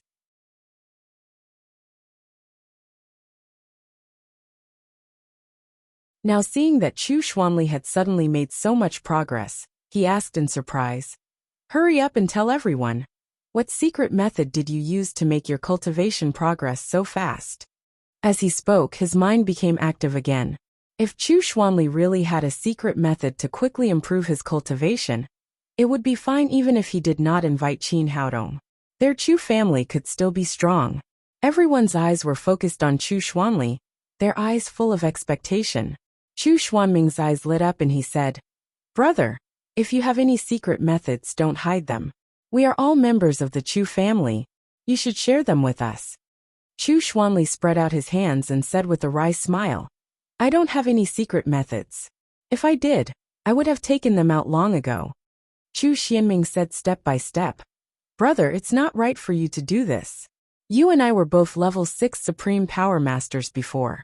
If there was no secret method, how could you improve so fast? You know, I have been stuck in the realm of level 6 Supreme Power for 7 years, and I still can't break through." Although the others did not say anything, they all nodded secretly. They felt that Chu Xuanli must be hiding something. He had a secret method, and was unwilling to share it with everyone. Seeing these people's eyes, Chu Xuanli knew what they were thinking. He knew that he could no longer hide it, so he said, "To tell you the truth, When I left home, I was still a level 6 Supreme Power Master. But Haodong helped me improve. Not only did I break through the bottleneck of the level 6 Supreme Power Master, but I also improved by 1 level. My current cultivation of the 8th level of the Supreme Power Realm is completely built by him. What? It turned out to be Qin Haodong. Is it true or not? It's impossible. Is he an immortal? In just 1 or 2 hours, he can make a level 6 Supreme Power Master, become a level 8 Supreme Power Master. Isn't this too amazing? Oh my god, I didn't expect Qin Haodong to have such ability. He is my cousin. It seems that I have to get close to him and improve my cultivation. After Chu Xuanli finished speaking, the entire hall of the Chu family was boiling like an explosion. Some expressed surprise, some expressed doubt, some expressed jealousy, and some began to plan how to please Qin Haodong. Previously, they were all opposed to Chu Xianyue and her son returning to the Chu family. But at this time, they immediately changed their minds.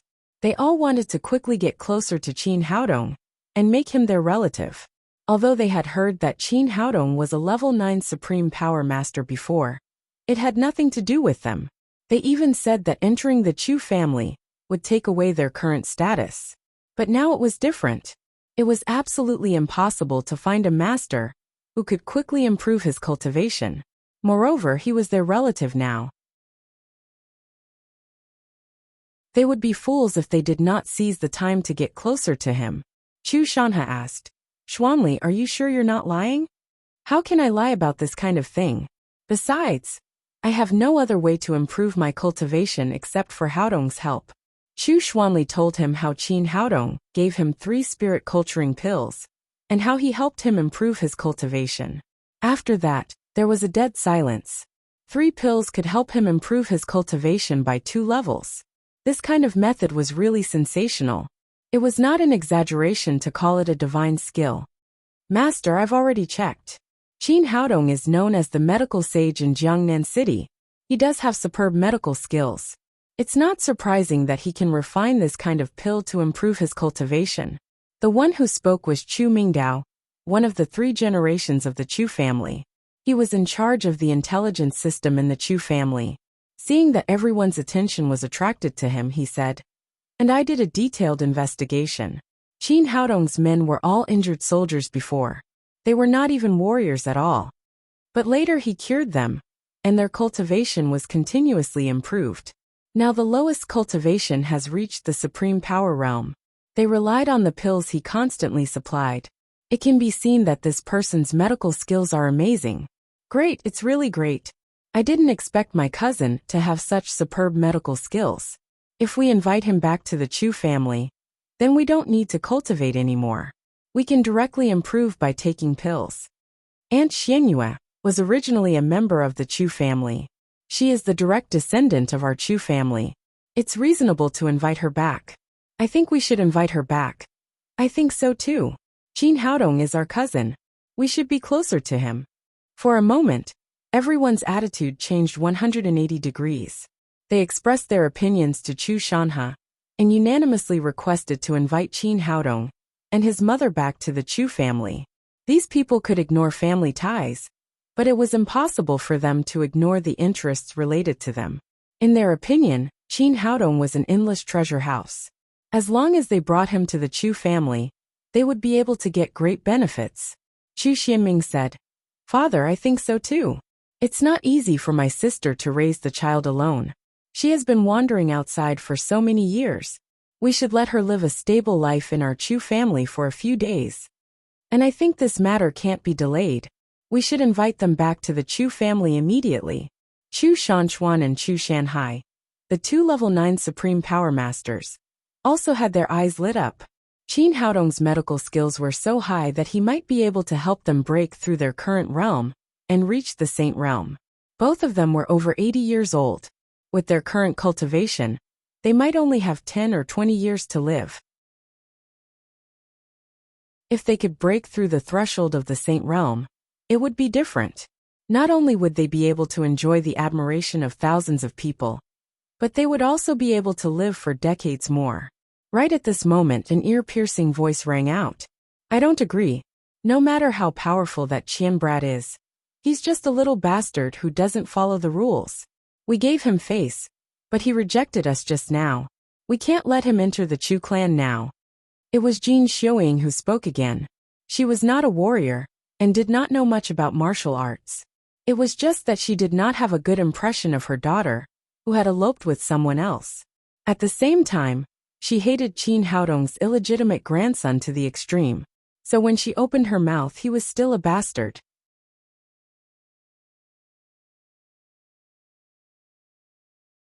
Chapter 687. As the master of the Chu family, Chu Shanhe instantly captured the core value from Chu Mingdao's news.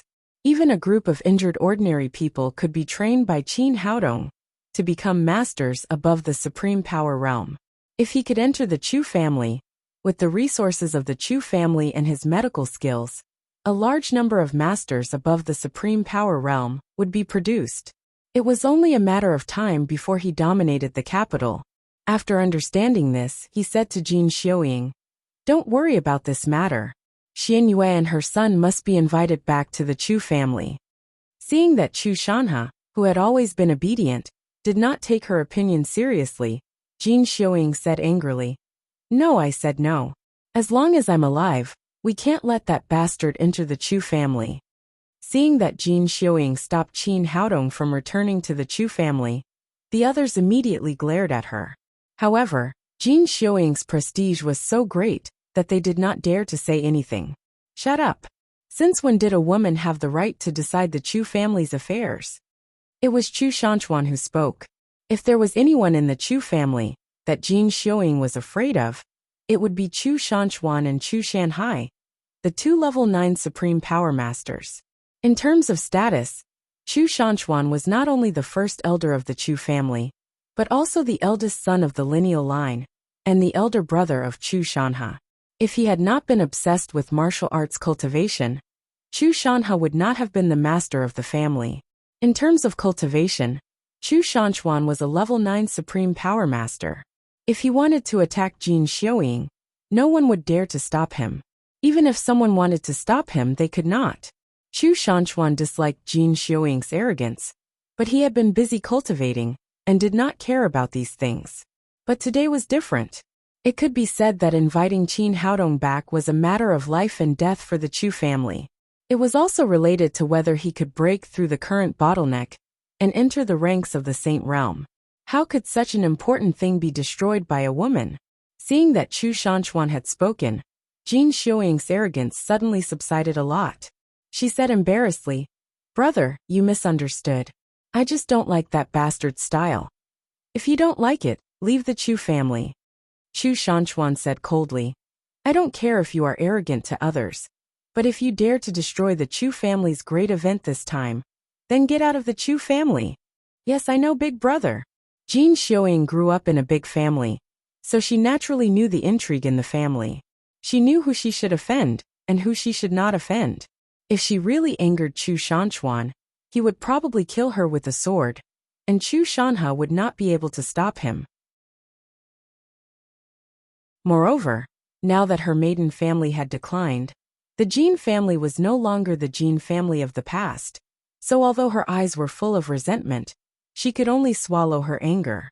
Seeing that the evil woman was finally honest, Chu Shanhe breathed a sigh of relief and said, "It's settled then. I'll personally invite Xianyue and her son back now." Chu Xianming said, "Father, why don't I go with you? I can persuade my sister when I get there." Chu Shanhe nodded and said, "All right, then you can come with us. In addition, Xuanli, come with us again. Xianyue has a good relationship with you since childhood."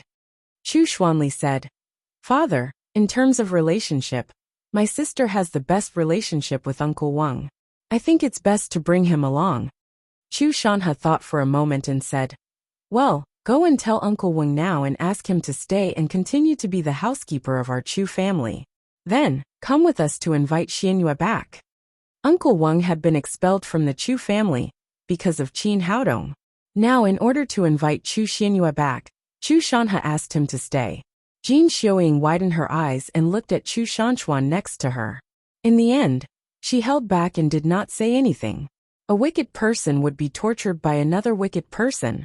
Chu Shanchuan was his greatest nemesis. Uncle Wang was packing his luggage and had not left yet.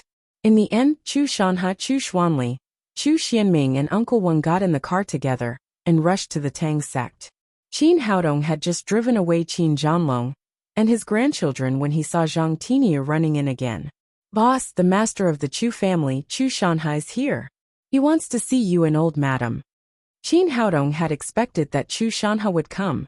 He knew that the Chu family would not give up so easily. He turned his head to look at his mother. It was best for Chu Xianyue to make the decision. Chu Xianyue frowned and asked, "How many of them are here?" "There are 4 people in total. Chu Xuanli, who just left. In addition, the master of the Chu family also brought 2 people. One of them is your brother, Chu Xianming, and the other is an old man named Uncle Wang." "What? Uncle Wang is here?" Chu Xianyue was still a little hesitant about whether she should see Chu Shanha or not. But when she heard that Uncle Wang was also here, she did not hesitate at all. She said to Zhang Tiniu, "Hurry up and invite them in." Uncle Wang was an old bachelor. He had never married a wife and had no children, so he had treated Chu Xianyue as his own daughter since she was a child. He cared for her much more than Chu Shanha and Jin Xiuying. Similarly, Chu Xianyue also had deep feelings for him. Not long after, Zhang Tiniu walked into the living room with Chu Shanha and the other 3 people. When she saw the white-haired Uncle Wang, Chu Xianyue immediately went up to him and said excitedly, "Uncle Wang, you're here. Hurry up and sit down. I've really missed you all these years." After seeing Chu Xianyue, Uncle Wang was also very excited. In the big Chu family, only the girl in front of him, and Chu Xuanli really had feelings for him. "Eldest miss, have you been well?" Uncle Wang said excitedly. I'm fine. Chu Xianyue nodded repeatedly, seeing that his daughter was closer to the housekeeper than to him. Chu Shanha could not help frowning slightly, but he did not say anything. No matter who Chu Xianyue liked, as long as she could return to the Chu family with him, it would be the greatest success. Uncle Wang turned around and said to Chu Shanha, "Master, can I have a word with Miss alone?" "Sure." Chu Shanha nodded. On the way here, he had already promised Uncle Wang that as long as he could persuade Chu Xianyue to return to the Chu family, not only would he continue to be the housekeeper, but he would also be rewarded handsomely. Chu Xianyue knew what Uncle Wang wanted to say to her in private, so she took him to the next room. Uncle Wang said, "Miss, this is the young master, right? Can you take him with you?" Of course. Although she did not understand Uncle Wang's intention, Chu Xianyue still called Qin Haodong over. When they arrived at the next room and closed the door, Chu Xianyue took Uncle Wang's hand and said, "Uncle Wang, why haven't you come to see me all these years?" As soon as she finished speaking, she saw Uncle Wang kneeling on the ground with a plop.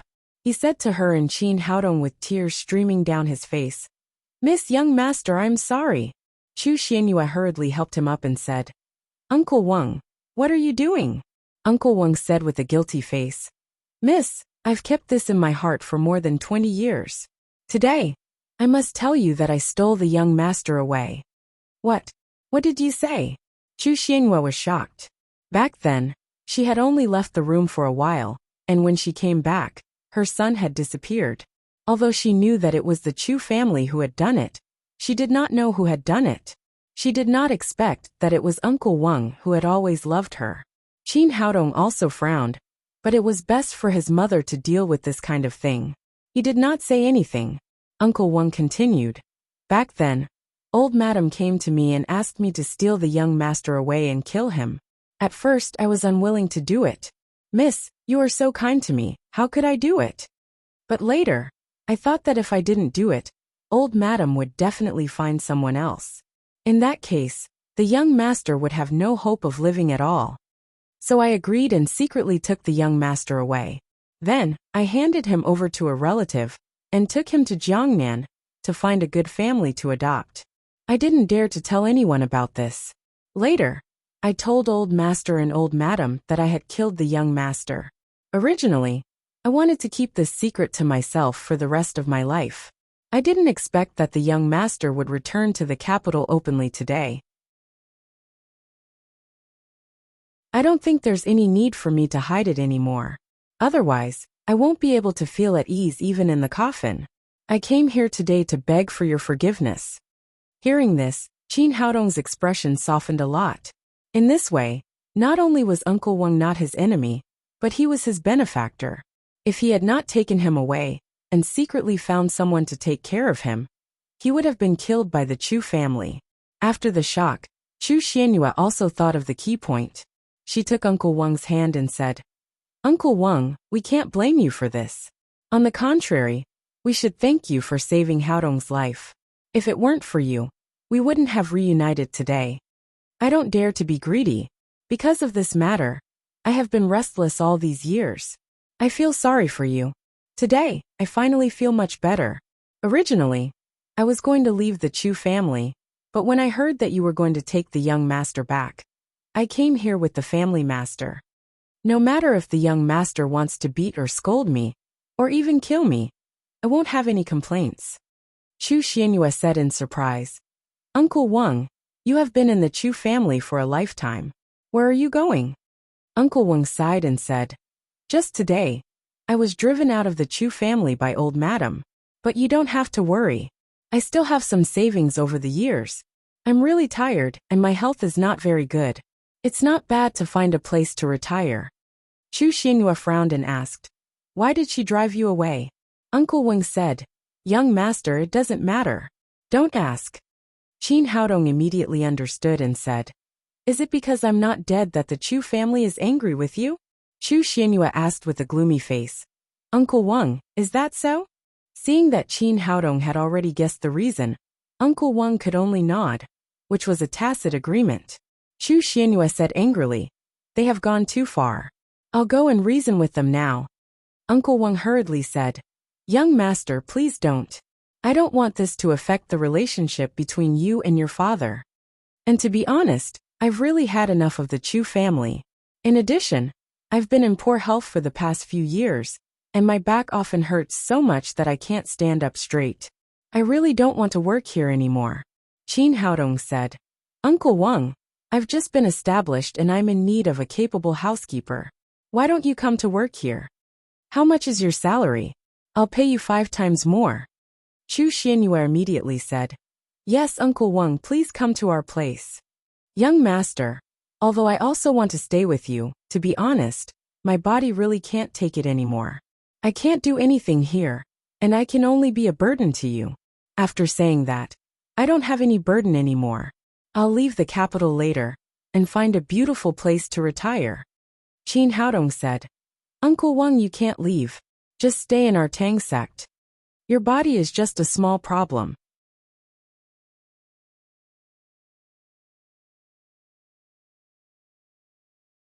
I'll help you take care of it, and you'll soon be full of vigor. It won't be a problem for you to get married again." After that, he reached out and massaged Uncle Wang's waist a few times. After 2 cracking sounds, Uncle Wang's slightly hunched back instantly straightened, and he became much more energetic.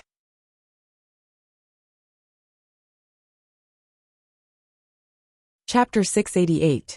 Uncle Wang cried out in surprise, "Young master, your medical skills are really amazing. I've seen many doctors over the years, but none of them could cure my waist. I didn't expect you to cure it in such a short time."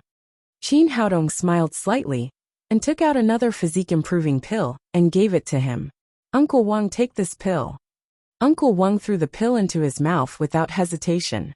Qin Haodong used the greenwood genuine qi to help him sort out the blocked meridians and stimulate the efficacy of the pill.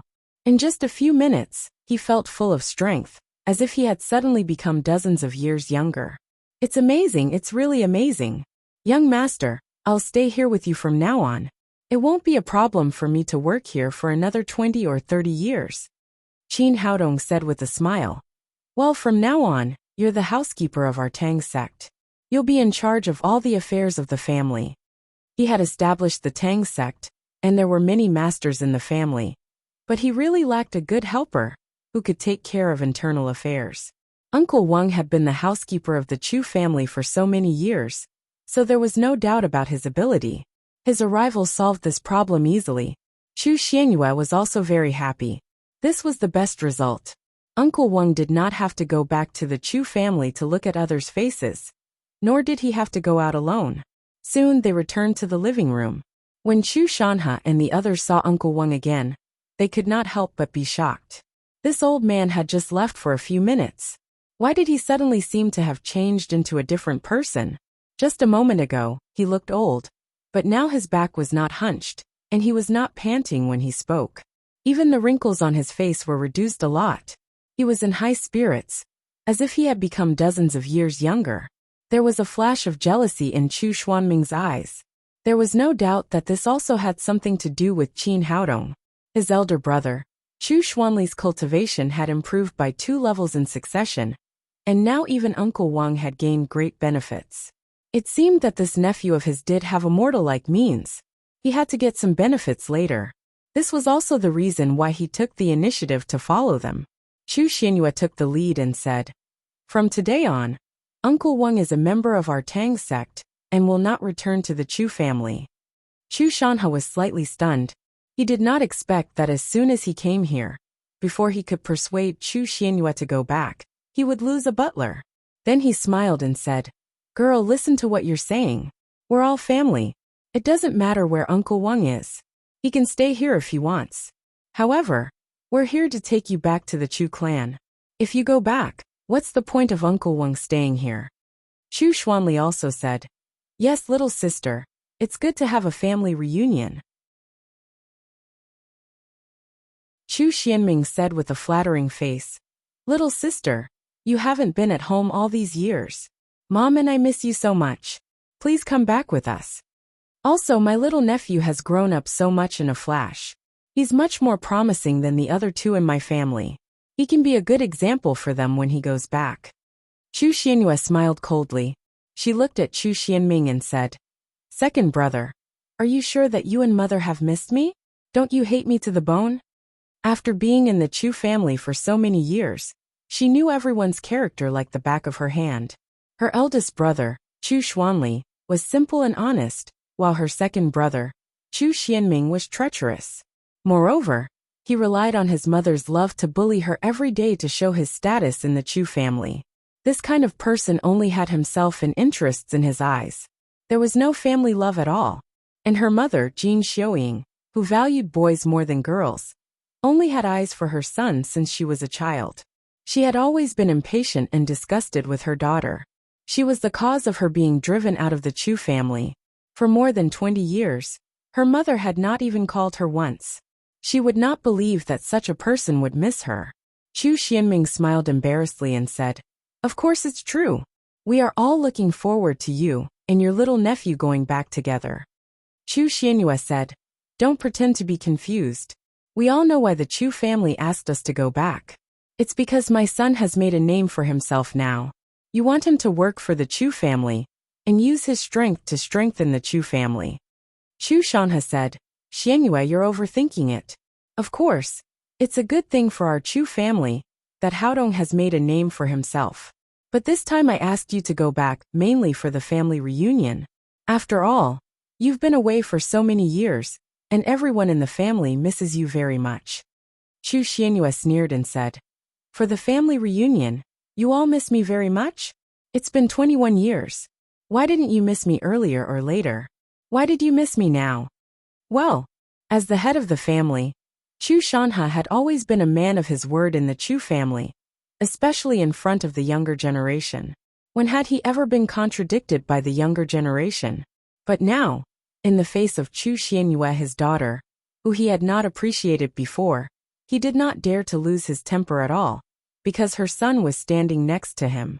Seeing that his father was embarrassed, Chu Xuanli stepped forward and said, "Little sister, let bygones be bygones. Let's not talk about it anymore. After all, the Chu family is the place where you grew up. Don't you want to go back and have a look?" After he said this, Chu Xianyue fell silent. He was right. After all, the Chu family was the place where she grew up. She still wanted to go back and have a look. Chu Shanha's eyes lit up as if he had seen hope. He quickly said, "Yes, Xianyue, go back and have a look. After all, it's your home. Even if you stay for one day, it's good." He was a smart person. Now he could see that it was impossible for Chu Xianyue to completely submit to the Chu family with Qin Haodong. But as long as Chu Xianyue stepped into the Chu family with Qin Haodong, it was equivalent to admitting the kinship between the two families. The other families would fear the Chu family for Qin Haodong's sake, and they would get great benefits. Moreover, with this platform, they could take the opportunity to further reconcile their relationship with Chu Xianyue and slowly pull her back to the Chu family. Chu Xianyue hesitated for a moment, but in the end, she could not bear to refute her elder brother. She said, "Well, when there is a suitable opportunity in a few days, I will go back with Haodong to have a look." Seeing that his daughter had finally agreed, Chu Shanhe was overjoyed. "Xianyue, it will be my 70th birthday in a few days. You must come back at that time. Our family will have a good time." Chu Xianyue did not say anything and nodded slightly. Although it was almost imperceptible, the father and son of the Chu family were overjoyed. Chu Xuanli said, "Little sister, it's a deal. You must come back for father's birthday in a few days." Chu Xianyue nodded again. At this time, Qin Haodong said, "Uncle, I heard from my mother that you have a cousin and a cousin in your family. I don't know what they are busy with. If they have nothing to do, can they come to the Tang sect to help? I'm short of hands now." Of course, the Tang sect was not short of hands. He just knew that his mother was most concerned about his uncle, so he wanted to give as many benefits as possible to his uncle's family. There were many masters on his side, and he had a lot of elixirs. If Chu Xuanli sent his 2 children here, their cultivation would soar like a rocket. This kind of opportunity was something that others could not even beg for. Although Chu Xuanli was loyal, he was not stupid. He immediately understood the key and quickly said, "That's great. Haodong, I'll ask your cousin and cousin to come over later. These 2 children are dull and have not made much progress in recent years. You must help them." Chu Xianming could naturally see the mystery. Seeing that his elder brother had benefited again, he hurriedly said, "Haodong, I also have a cousin and a cousin in my family. It just so happens that I have nothing to do at home. Let them come over to help you." Qin Haodong had long heard about his uncle's past from Chu Xianyue. He could also see from his appearance that he was definitely a heartless villain. Naturally, he did not have any good impression of Chu Xianming. "I'm sorry, uncle. My small family only needs 2 people. I can't accommodate any more." Chu Xuanming's expression froze and then he said unwillingly, "Haodong, we are all relatives. You can't just look at my uncle and ignore him. You don't have to pay any fees for my 2 children. You just need to use them normally. What do you think?" "I don't think so." Qin Haodong did not mean to save Chu Xuanming's face at all. He refused again without hesitation. "Uncle, you were good to my mother. My mother often talked about it, but I have never heard her mention you, so let's forget about it." Well, Chu Xianming could see that Qin Haodong was taking revenge. He did not do anything to Chu Xianyue back then, so naturally, he would not get any benefits. But he did not give up. He had not achieved his purpose this time. He said with a flattering face, "Haodong, since it's not convenient for you, let's put the matter of the children aside. I heard that you have a kind of elixir called the spirit culturing pill. Your uncle took it and the effect was good. Can you also give me some?" After hearing his words, Chu Shanhe's expression also changed. He originally wanted to ask Qin Haodong for this kind of elixir, but because of his pride, he was too embarrassed to ask. If Chu Xianming could ask for it, it would be good for him to share too with him. Seeing that this guy was shameless enough to ask for the elixir from him, Qin Haodong said with a playful expression, "I do have the spirit culturing pill you mentioned, but the last 3 have been given to my uncle." Chu Xianming still did not give up. "Haodong, I heard that your medical skills are very good. Can you make a few more of this kind of elixir?" "Yes, but the raw materials for this kind of medicine are very rare. If you can take them out, it doesn't matter if I make a few." Hearing that Qin Haodong promised to make the elixir, Chu Xianming immediately became excited. "Haodong, tell me what kind of raw materials do you need? With the resources of our Chu family, we can even find dragon livers and phoenix gallbladders." He did have this confidence. The Chu family had a large-scale Chinese medicine wholesale base in Huaxia. There were no medicinal materials that could not be found there. Qin Haodong said, "Okay, I'll tell you. Remember, 5,000 years old Polygonum multiflorum, 5,000 years old ginseng, 5,000 years old Rehmannia." As soon as Qin Haodong said a few medicinal materials, Chu Xuanming's face turned completely green. He had heard of these medicinal materials, but where could he find those that were 5,000 years old? Not to mention 5,000 years old. He could not even find wild medicinal materials that were 500 years old. His face immediately darkened. He did not know that Qin Haodong's spirit culturing pill was made with this kind of medicinal materials. He thought that Qin Haodong was playing with him. Seeing the change of Chu Xuanming's expression, Qin Haodong smiled and said, "What's wrong? Can't you find the raw materials? Then I have no choice." "Sister, you really gave birth to a good son." Chu Xianming glanced at Chu Xianyue and Qin Haodong with resentment in his eyes. Then he turned around and left the Tang sect. Chu Shanhe saw all of this clearly. Although he felt a little regretful that he did not get the spirit culturing pill, he had restored his relationship with Chu Xianyue. This trip was not in vain.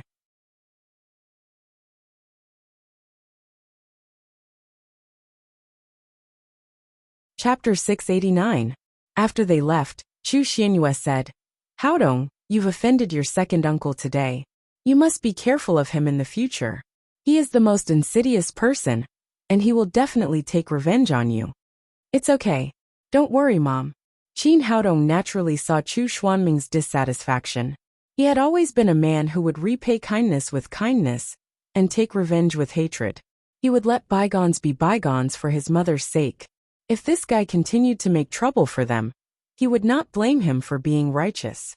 After being tormented by the big families for a day, the sun had already turned to the west and slowly sank below the horizon.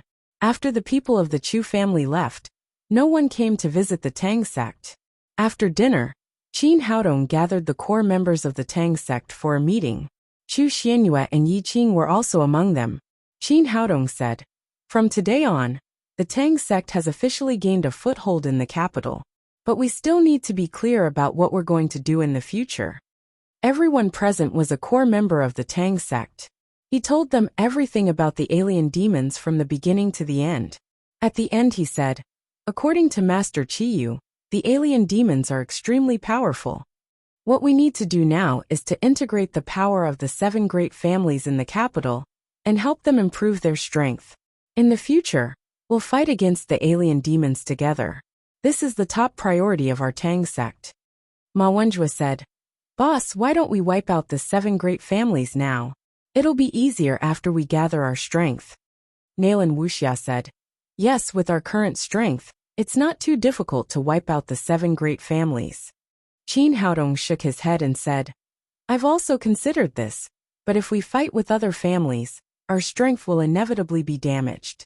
Now we have to concentrate all our strength to fight against the alien demons and reduce internal friction as much as possible. In addition, if we don't disclose the news about the alien demons, it'll be difficult for the other families to work together with us. But judging from what happened in the Hmong village in Xiangxi, the alien demons are extremely powerful. They even know the news about the Chiyu Forbidden Area. They must have spies in the capital. If they know that we've already got the news about the alien demons and made preparations in advance, it will be very disadvantageous for us. So we must keep the news about the alien demons a secret. Only everyone here knows about it." Everyone nodded in unison, thinking that Qin Haodong's words made sense. He continued, "Now we have to think of a special way to unify the 7 great families without bloodshed and help them improve their strength quietly. Everyone, do you have any good ideas?" Hu Xiaoxian blinked her big eyes and smiled like a little fox. She said, "I have a way to control the 7 great families silently, but I don't know if you can do it." Qin Haodong said, "Tell me."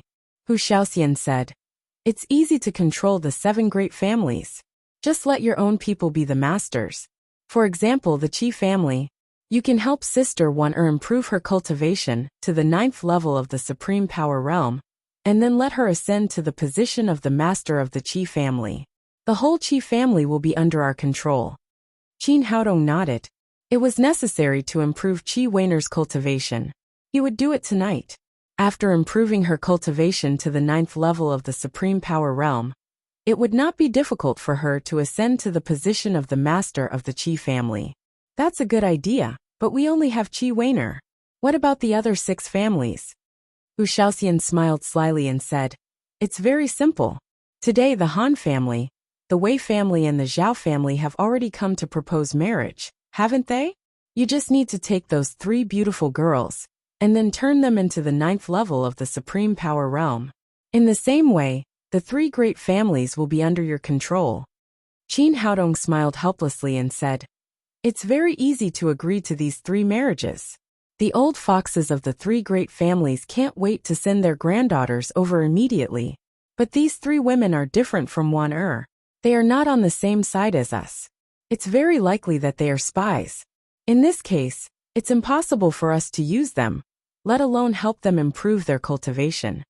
Not to mention anything else, the double cultivation initiation technique required 2 people to completely trust each other. Otherwise, if there was a mistake, they would fall into eternal damnation.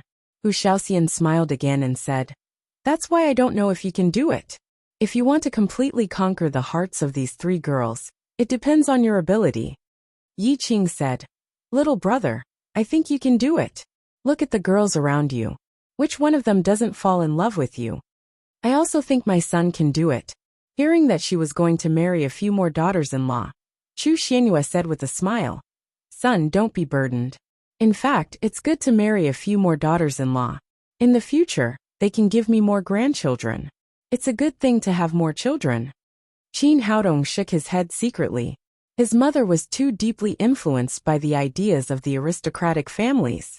All she wanted was to find more daughters-in-law and have more grandchildren. But after thinking about it, he felt that Hu Shaoxian's idea seemed to be really feasible. As long as he controlled Wei Yanran, Zhao Qinggu and Han Jiyu, he would indirectly control the 3 great families. This method was much easier than other methods.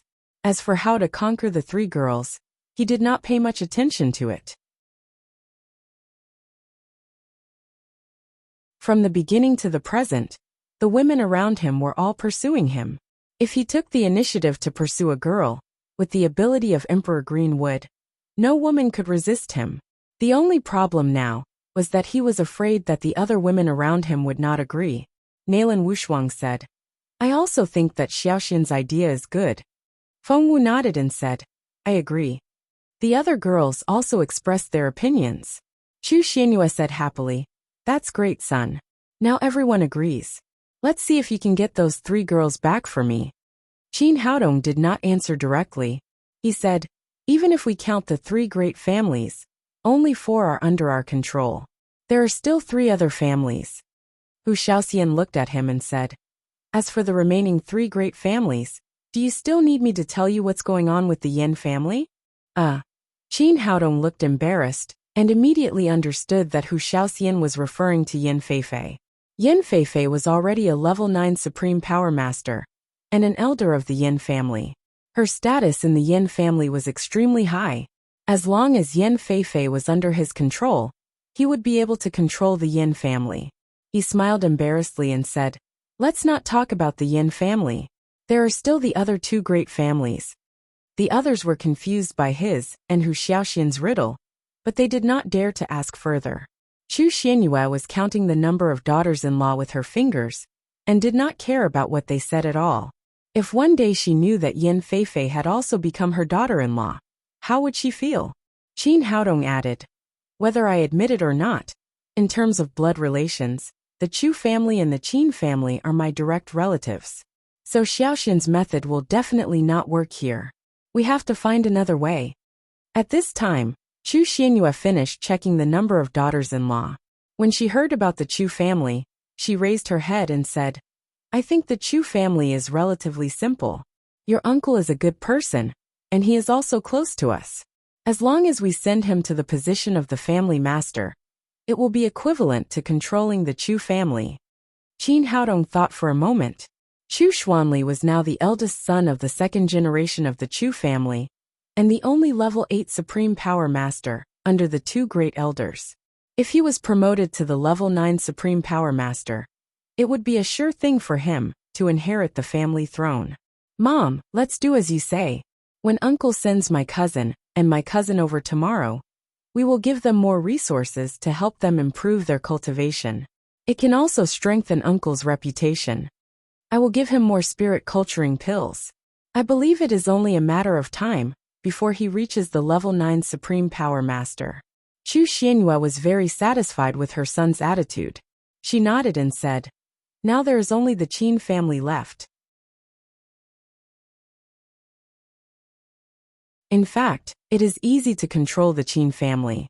As long as you return to the Qin family, it will not be a problem for you to become the family master with your ability. At that time, the 7 great families will be under your control. Qin Haodong shook his head. He did not have a good impression of the Qin family, and did not want to be the family master. In fact, the best way to control the Qin family was to let his father come back. As long as Qin Zongheng became the family master, all the problems would be solved. But now there was no news from his father, and he did not know when he would hear from him. But it was not a big deal. When the alien demons attacked, he would directly give orders to the Qin family. If the Qin family listened to him, it would be fine. If they did not, he did not mind turning the 7 great families into the 6 great families. After that, they briefly discussed a few more issues, and the meeting ended. After the meeting, the other girls returned to their rooms. They were all level 9 Supreme Power Masters, and had to seize the time to cultivate and reach the Saint Realm as soon as possible. Qin Haodong asked Yi Qing to stay and asked, "Sister, you have been in the capital for so many years. Do you know the person in charge of the Huaxia Museum?" Yi Qing said, "I happen to have some contacts with the director of the Huaxia Museum. Although I am not very familiar with him, I can still do general things. Tell me, what do you want to do?" "That's great," Qin Haodong said excitedly. "I have a few bronze heads of the 12 zodiacs, and I want to donate them to the Huaxia Museum. Can you help me contact them?" He had used up the upper-level spirit stones for the bronze heads of the 12 zodiacs, and he did not intend to keep them. He would donate them to the Huaxia government. Yi Qing said in surprise, "How many bronze heads of the 12 zodiacs do you have? Brother, are you talking in your sleep?" "Of course not," Qin Haodong said. "I have the dragon, snake, chicken, ox, rabbit and dog heads of the 12 zodiacs. I want to donate them all to the Huaxia Museum." The reason why he decided to donate to the Huaxia Museum was that the other bronze heads of the 12 zodiacs were also displayed in the Huaxia Museum. He had a dragon head in Taiwan, and a rabbit head in the Huaxia Museum.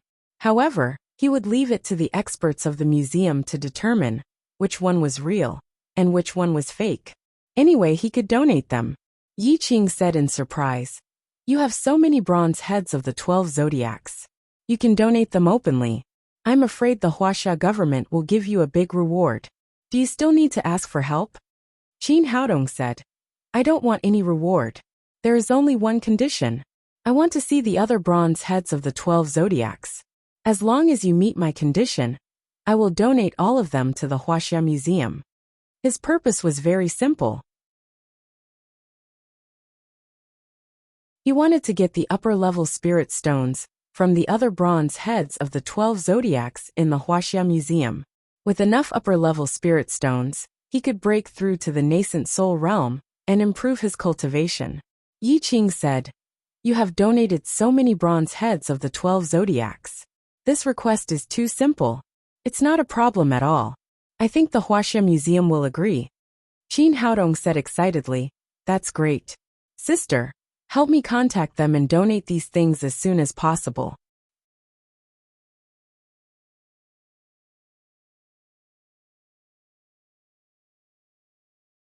Chapter 690. Yi Qing smiled slyly and said, "I can help you contact them, but you have to promise me one thing." "What is it?" "Sister, just tell me. As long as I can do it, I'll do it." Qin Haodong was extremely eager to collect upper-level spirit stones and then break through to the nascent soul realm. Naturally, He did not care about one or two conditions from Yi Qing. Accompany me to a tea party tonight. I'll help you contact the Huaxia Museum tomorrow. That's easy. No problem. Seeing that Yi Qing just wanted him to accompany her for tea, Qin Haodong agreed without hesitation. In the Yin family, Yan Ziqing stood in front of Yan Fengwu with a livid face. Grandpa, the Zhao family has gone too far. I already had an engagement with Qin Gu, but they broke it and went to Qin Haodong's house to propose marriage for Qin Gu. They simply don't take our Yin family seriously. Compared with his grandson, Yan Fengwu was much calmer. Child, remember, in the eyes of our aristocratic families, the first thing is always interests.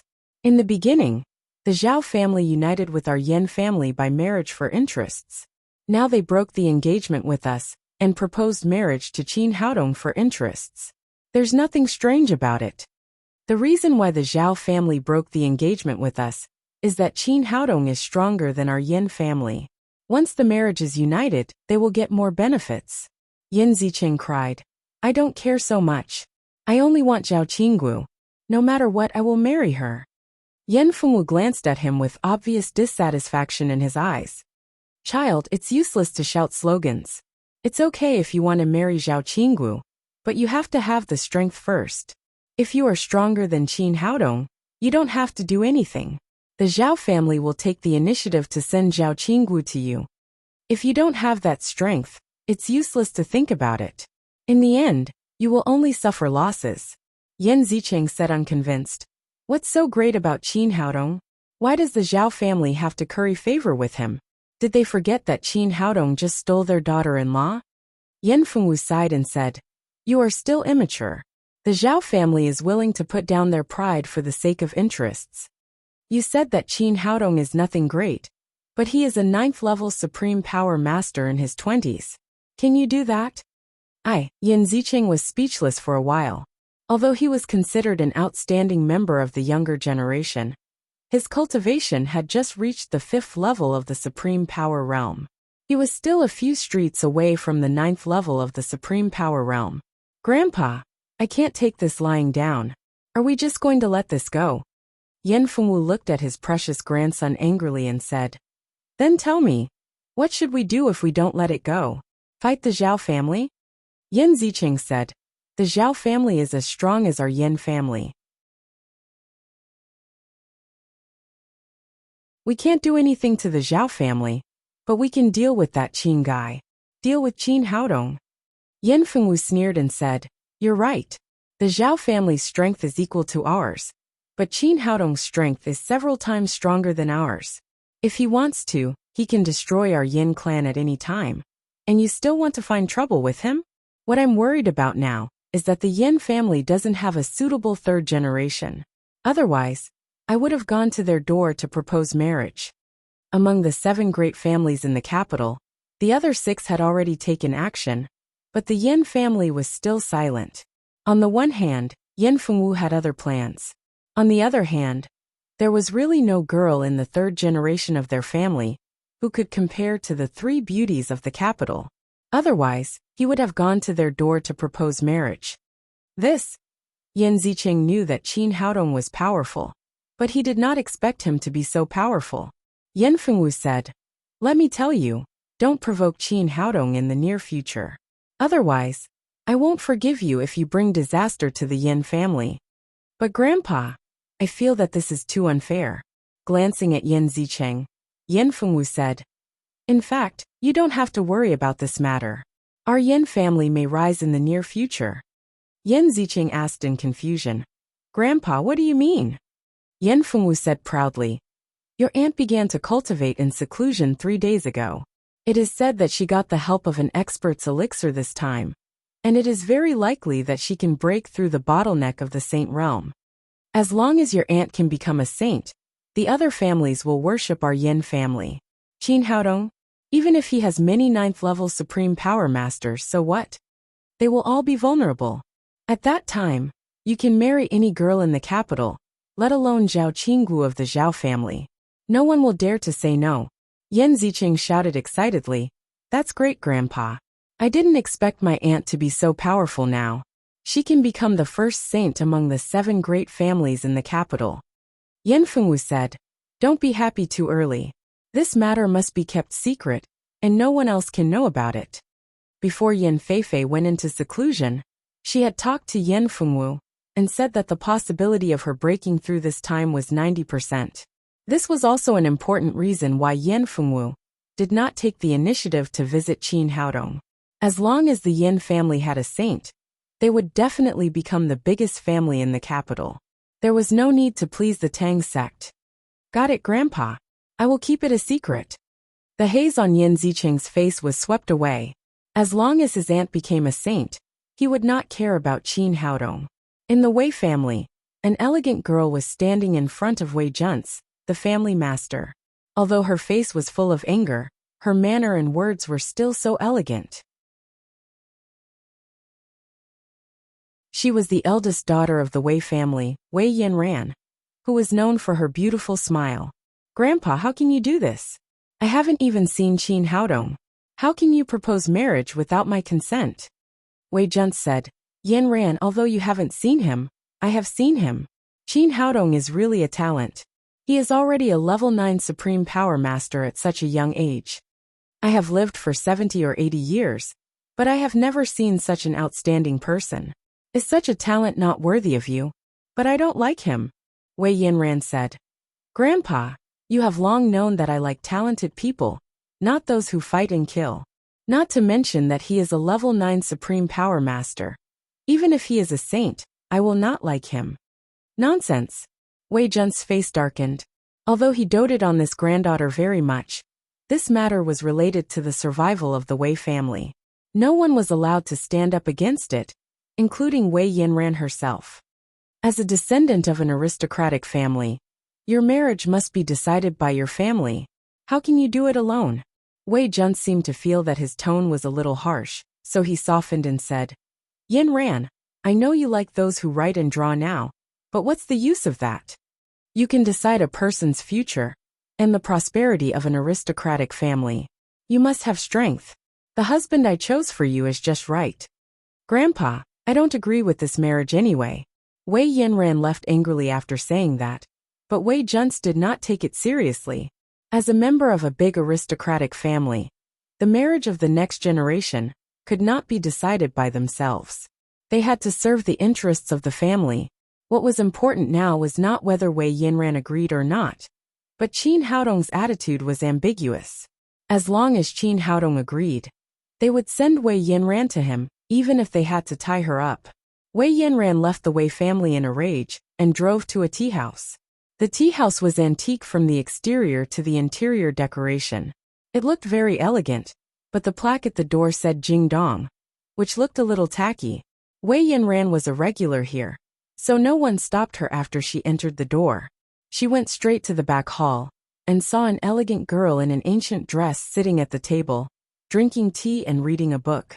Seeing the angry Wei Yanran, the girl put down the book in her hand and asked, "Yanran, what's wrong with you? Why do you look unhappy?" Wei Yanran sat opposite the girl angrily, poured herself a cup of tea and said, "How can I be happy? Grandpa arranged a marriage for me today."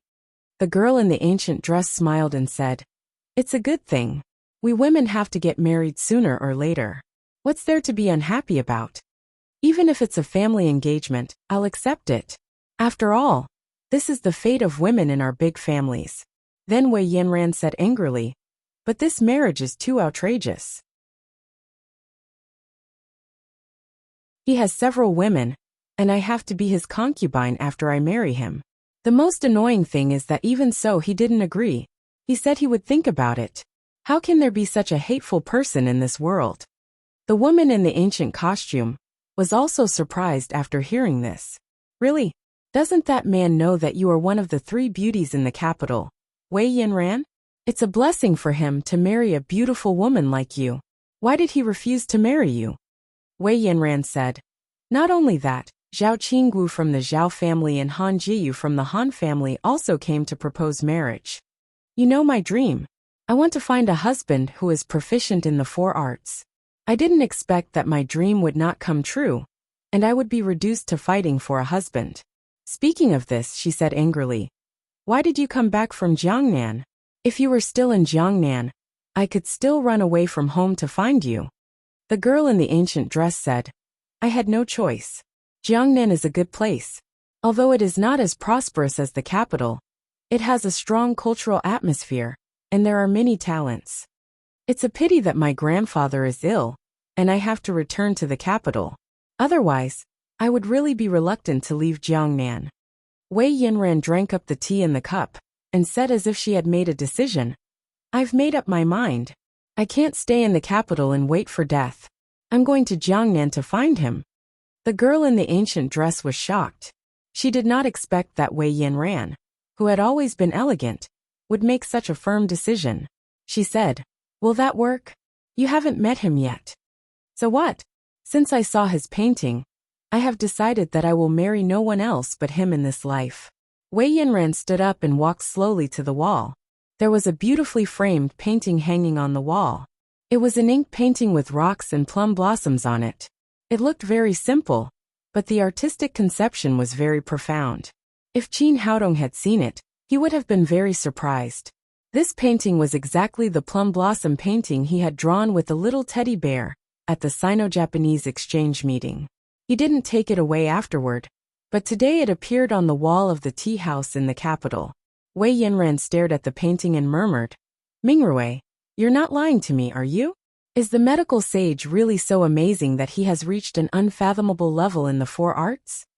The girl in the ancient dress was the tea fairy, Hua Mingrui, who was Wei Yinran's best friend. She had brought this painting from Jiangnan. Wei Yinran liked painting and calligraphy since she was a child. After seeing this painting of plum blossoms, she could not put it down and finally forced Hua Mingrui to tell her where it came from. Hearing that there was such a magical existence as the medical sage in this world, who was proficient in the four arts, Wei Yinran fell in love with him, even though she had not seen him yet.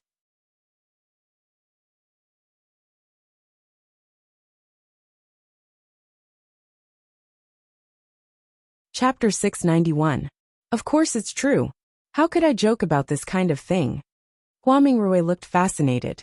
She recalled the scene at that time and said, When the neon people came to challenge us, we didn't take them seriously. Who knew that they were really more skilled? Although they learned many things from our huaxia, their attainments were no worse than ours. If it hadn't been for the medical sage, we would have been defeated. Speaking of this, she turned her head to look at the painting on the wall. It's a pity that as soon as the challenge ended, I returned to the capital and didn't see him again. At that time, I brought this painting back as a souvenir. You don't like him too, do you? Wei Yinran said. No wonder you were reluctant to give this painting to me. It turns out that you want to see it and remember him. Hua Mingrui blushed and said, I don't like him. After all, we only met once. But he is definitely the person I respect the most in my life. Since I was a child, I have never admired anyone, especially in terms of attainments in the tea ceremony. Others gave me the nickname of Tea Fairy, and I also regarded myself as one. However, after witnessing his tea skills, I realized that I was still too weak. He had reached the supreme realm of pervading aroma, but he had done it so casually. After seeing his tea skills, I also benefited a lot. After so many days of hard work, I have barely reached the primary level of pervading fragrance.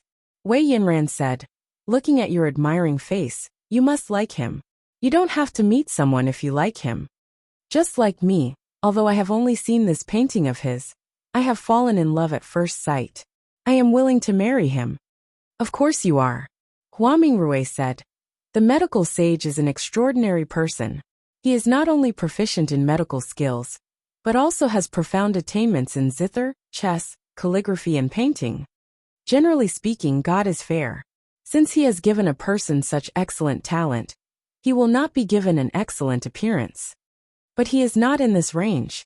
He has amazing talent, and is even more handsome. His temperament is elegant and refined, and his words and deeds are incomparably natural and unrestrained. No woman can refuse such an outstanding man like him. Wei Yinran looked at the painting of plum blossoms in front of her, and said with a fascinated look, If I hadn't grown up with you and knew that you were arrogant and never praised others, I would have thought that you were lying to me. Is there really such a perfect man in this world? Why can't I see it? Hua Mingrui said, Medical Sage is definitely a perfect and respectable person. The reason why I named this tea house Jingdong Tea House is to express my admiration for him. Wei Yinran said with a surprised face, I see. I was wondering why you, such an elegant person, gave the tea house such a name. Explain to me, what does the word Jingdong mean? Jing of course means respect. Dong is his name, and the medical sage's name is Qin Haodong, so I named the tea house Jingdong Tea House with the last word. What? His name is Qin Haodong? As soon as Hua Mingrui finished speaking, Wei Yinran screamed. What's wrong? What's all the fuss about? Is there something special about this name? Wei Yinran said. If I remember correctly, this is the name of the man my family arranged for me. He is from the Qin family in the capital, and his name is also Qin Haodong. Hua Mingrui shook her head and said, It's nothing. There are too many people with the same name in the world. Medical Sage was born and raised in Jiangnan, and has nothing to do with the Qin family. He is in Jiangnan, and it is impossible for him to come to the capital. Wei Yinran also thought that Hua Mingrui's words made sense. She sighed and said, I think so too. There is no such coincidence in this world. I heard that Qin Haodong is also very outstanding. He has reached the terrifying level of the 9th level of the Supreme Power Realm at such a young age. Unfortunately, he is not my cup of tea. I don't like martial artists. I like talented people. It would be great if they could make an exchange. If God could send the medical sage you mentioned to me, then I would have no regrets in this life. Hua Mingrui said, Don't think about it so beautifully. Most of the things in the world will not go your way. Beautiful women have a poor life. Wei Yinran said, You're not bad. At least you won't be forced to marry someone you don't like by my family. I really want to leave and go to Jiangnan to find medical sage, but I know how powerful the Wei family is. I'm afraid that I can't be with him even if I go to Jiangnan. I will only bring disaster to him. But if you can't find someone you like, what's the difference between marrying him or not? Hua Mingrui sighed and said, Forget it. Don't think about so many unhappy things. Today's tea party is about to begin. Let's see if anyone can bring us some surprises. Wei Yinran said, I don't think it's possible. The purpose of your tea party is to find someone who can surpass you in tea skills, and then improve your realm in the tea ceremony. But I think the hope is too slim. With your tea skills, I'm afraid that only medical sage can surpass you in the world. Hua Mingrui said, Forget it. Let's not talk so much. It's better to have hope than to have no hope. Wei Yinran suddenly thought of something and said, Mingrui, since your grandfather is seriously ill and medical sage's medical skills are so good, why don't you invite him to the capital to treat your grandfather? It would be great if you could invite him. Even if I can't stay with him until my hair turns white, it would be good to see him. Otherwise, it would be a lifelong regret for me.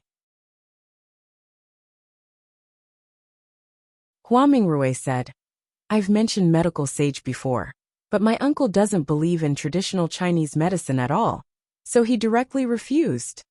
Although my grandfather is good to me, I still need my uncle's permission to treat him, so I don't dare to rashly invite a doctor to the capital.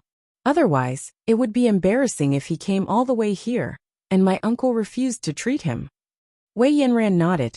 She agreed with Hua Mingrui's words very much, but her face was full of regret. Qin Haodong and Yi Qing came to the Jingdong tea house together. They looked up at the antique tea house and couldn't help sighing. This tea house is good. It can be seen from the decoration that the owner has a very high artistic conception in the tea ceremony. You can even see that. The owner of this tea house is called Tea Fairy. Her tea skills have reached the acme of perfection. Everyone who comes here to participate in the tea party can taste a cup of tea personally brewed by the Tea Fairy. The taste is so wonderful that it can't be described with words. So every weekend tea party, I come here to have a cup of tea. Yi Qing said as she stuck out her tongue and licked her delicate red lips. She said with an expression of endless aftertaste, It's just that one cup of tea is really not enough. So I brought you here today and you can have 2 cups. Qin Haodong said with black lines on his face. You brought me here to attend the tea party just to have 1 more cup of tea. Yi Qing said with a smile. Of course it's not to drink tea. It's just one of the purposes. When I came here to drink tea alone in the past, there were always some annoying guys who came to harass me. Now with you by my side, it saves me a lot of trouble, and I can enjoy tea quietly. Qin Haodong smiled bitterly. It turned out that he had come here for 2 purposes today. The first was to get a cup of tea, and the second was to use him as a shield. While talking, the 2 of them walked into the tea house. Those who came to attend the tea party had to be members of the tea house. Yi Qing showed her membership card, and then took Qin Haodong's arm, and walked into the lobby together. The lobby looked very spacious, about 100 square meters or so, and it was filled with tea tables. At this time, the lobby was almost full of guests. There was only 1 table left in the corner, so they could only sit there. Fortunately, we came in time, otherwise there would be no seats. Yi Qing took Qin Haodong's arm and walked to the corner. A foppish playboy saw Yi Qing and was about to come over to say hello, but he saw Qin Haodong next to her. He frowned and said, Miss Yi, when did you start to keep a gigolo? Yi Qing glared at him and said, I just kept him. What does it have to do with you? That's what I like. The man's face turned red, but he had no choice but to shake his head and sit down. Other people who wanted to talk to Yi Qing also gave up the idea when they saw this scene. After the 2 of them sat down, Yi Qing said with a smile, It's really useful to take you with me. It's much quieter. Qin Haodong said, Sister, when did you keep me? Why don't I see any money? Yi Qing said with a smile, We are brother and sister. There's no need to talk about money. If you think it's unfair, then you can keep me. I don't want a penny. Qin Haodong knew that he would not get any advantage in arguing with this sister. He looked up and saw a bead curtain on the other side of the tea house. The decoration inside was very elegant, and there was a tea table. He asked curiously, What's that for? Why is it separated separately? That's the seat of the tea fairy. Yi Qing said. The tea party is organized by the tea fairy. There is a tea party every weekend. People who come here can taste a cup of tea made by the tea fairy first. After that, everyone can show their tea skills. Finally, the tea fairy will choose the top 3. As long as they can be shortlisted, they can sit in the bead curtain and drink tea with the tea fairy. They can drink a cup of the best fragrant tea made by the tea fairy.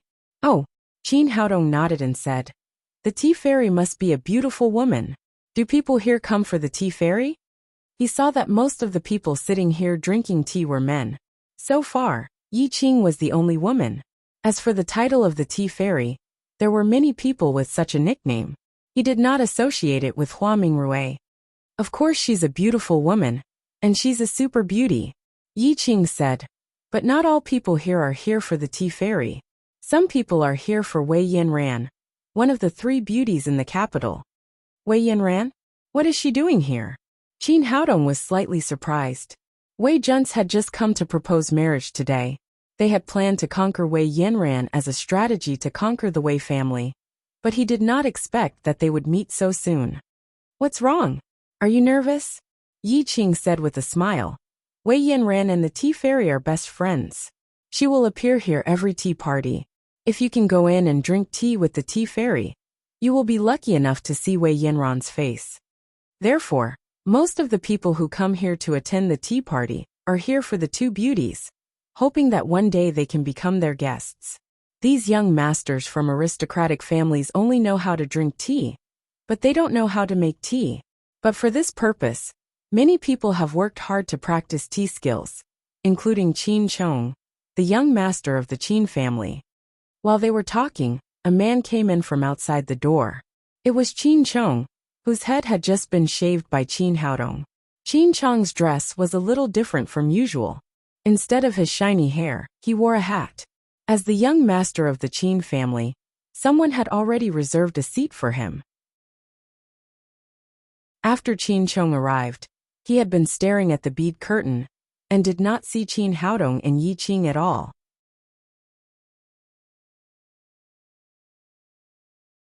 Chapter 692. Wei Yanran continued. Qin Chong came here to pursue Wei Yanran. I heard that he really spent a lot of money to pick up girls. He hired several of the best tea artists in the capital to be his teachers. Now his attainments in the tea ceremony are quite good, and he can rank in the top 3 every time. He will go in to meet Wei Yanran and the tea fairy, have a taste of tea and talk about life. At this moment, there was a commotion in the lobby. The tea fairy is here, the tea fairy is here. And Miss Wei, I learned a new skill in the tea ceremony today. I must make it to the top 3, and have a cup of tea with the 2 beauties. Amidst the discussions of the crowd, 2 graceful figures appeared behind the bead curtain. After sitting down at the tea table inside the bead curtain, Hua Mingrui said to the people outside, "Everyone, welcome to today's tea party. First of all, please have a taste of my cooking."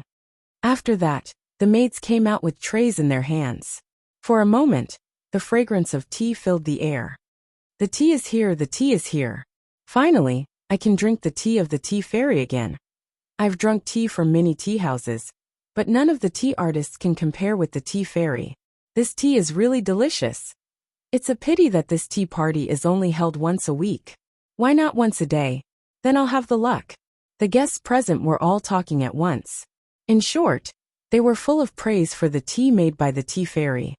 Let me tell you, this does not represent the highest level of the tea fairy. Last time I made it to the top 3, I finally tasted the tea of the tea fairy in person. That's the real immortal tea. Every sip is memorable. Are you showing off? I also want to make it to the top 3, and drink the tea of the tea fairy in person. But I have to have the ability. While everyone was talking, the maids quickly distributed the teacups to the guests one by one. Qin Haodong's table had a total of 2 cups of tea. As the Emperor Greenwood, no one knew tea better than him. Generally speaking, making tea was divided into 3 levels. The first level was the overflowing fragrance of tea. The second level was the returning to nature. And the third level was the fragrance. Although the tea in front of them was fragrant, it was only the first level of the tea ceremony. However, to be able to brew tea for so many people to such an extent, it was enough to show that the tea maker had extraordinary attainments in the tea ceremony. Seeing that Qin Haodong did not touch the teacup in front of him, Yi Qing quickly grabbed it and said, "You promised. Give me this cup of tea too." The tea that the tea fairy gave to everyone was a fine purple sand tea set. This kind of tea set was good, but unfortunately, the cup was too small, and Yi Qing always drank it without being satisfied. Qin Haodong smiled and said, "It's just a cup of tea. If you can help me contact the Huaxia Museum tomorrow, I'll make you a pot of really good tea, so that you can drink it all at once." Yi Qing said in surprise, "You know how to make tea? Are you kidding me? Not only do I know how to brew tea, but the tea I brew is unmatched." Yi Qing curled her lips and said, "Keep bragging. How dare you brag about your tea skills in front of the tea fairy? No matter how good you are, can you compare to the tea fairy?" Qin Haodong smiled slightly and did not speak. There was no need to argue about this kind of thing. Soon, everyone drank almost all the tea in their cups. Hua Mingrui, who was behind the bead curtain, said, "Friends, you have tasted the tea I made. Next, let's follow the old rules and enter the second stage of making friends with tea. After seeing everyone's tea art, this little girl will judge everyone. The top 3 can come in and have a cup of tea with this little girl. Let me go first." As soon as Hua Mingrui finished speaking, a young man in his 20s rushed to the front desk in a hurry. It was the person who claimed to have learned the tea art just now. There was a tea table at the front desk, and on the table was a set of fine purple clay tea set for the guests to brew tea. The young man picked up the tea set and began to warm the pot, roast the tea, and rinse the water. The series of actions could be considered to be quite proper. However, Qin Haodong shook his head secretly. It was obvious that this person had just learned the tea ceremony, and his attainments were very shallow. It was impossible for him to make good tea like this. Soon, the young man finished brewing his tea. A maid brought a cup of tea into the bead curtain. However, Hua Mingrui just looked at it and frowned slightly. She put the teacup aside casually. She could not drink this kind of inferior tea at all. The young man stood outside the bead curtain. Although he could not see the appearance of the tea fairy, he could see her movements. When he saw that the fairy did not even touch his tea, he immediately knew that he had failed and could only walk off the stage resentfully. After that, several people who studied the tea ceremony went on the stage one after another, but the effect was not very good. Hua Mingrui, the tea fairy, did not give any comments. At this time, there was a burst of applause and Qin Chong, the eldest young master of the Qin family, stepped onto the stage. Compared with those people in front of him, Qin Chong's tea art was indeed much better. His series of movements were smooth, and he soon poured out a pot of fragrant tea. Qin Haodong smiled slightly.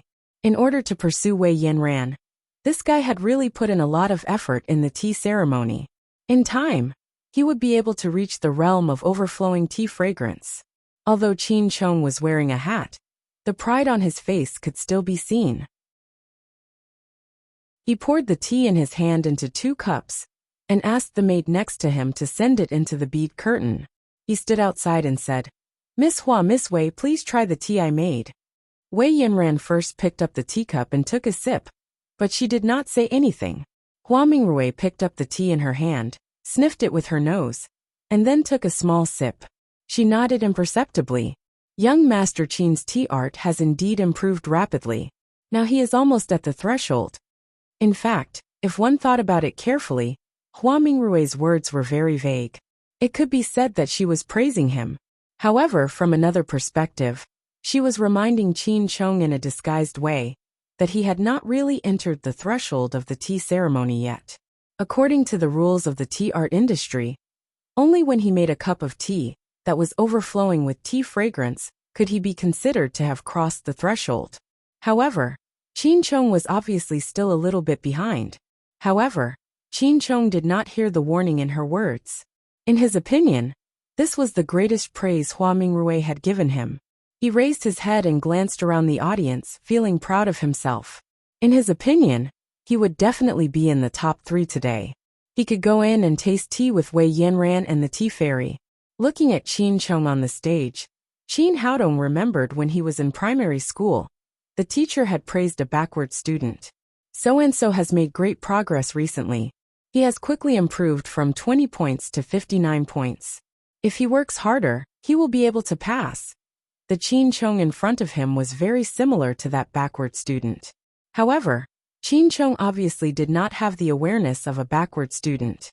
On the contrary, it was as if he had won an international prize. Thinking of this, he could not help but laugh out loud. Qin Chong was standing on the stage showing off. When he heard the laughter, his face immediately darkened. He was considered a big shot in the capital. Who dared to laugh at him in public? He looked in the direction of the laughter and was surprised to see Qin Haodong and Yi Qing. His expression suddenly changed. It was the young man in front of him who had shaved the hair of his grandfather and grandchildren, causing his father to be away from the core of the Qin family. He also could not raise his head in the Qin family. He did not expect to meet him again here. He hated Qin Haodong to the bone, but he also knew the gap between them. If he fought, he would only be humiliating himself. He could only stare at him angrily, but did not dare to say anything. Suddenly he had an idea. "I can't beat you, but it's always good to humiliate you. Qin Haodong, what are you laughing at? If you have the ability, come up and make a pot of tea. Let everyone see your tea skills."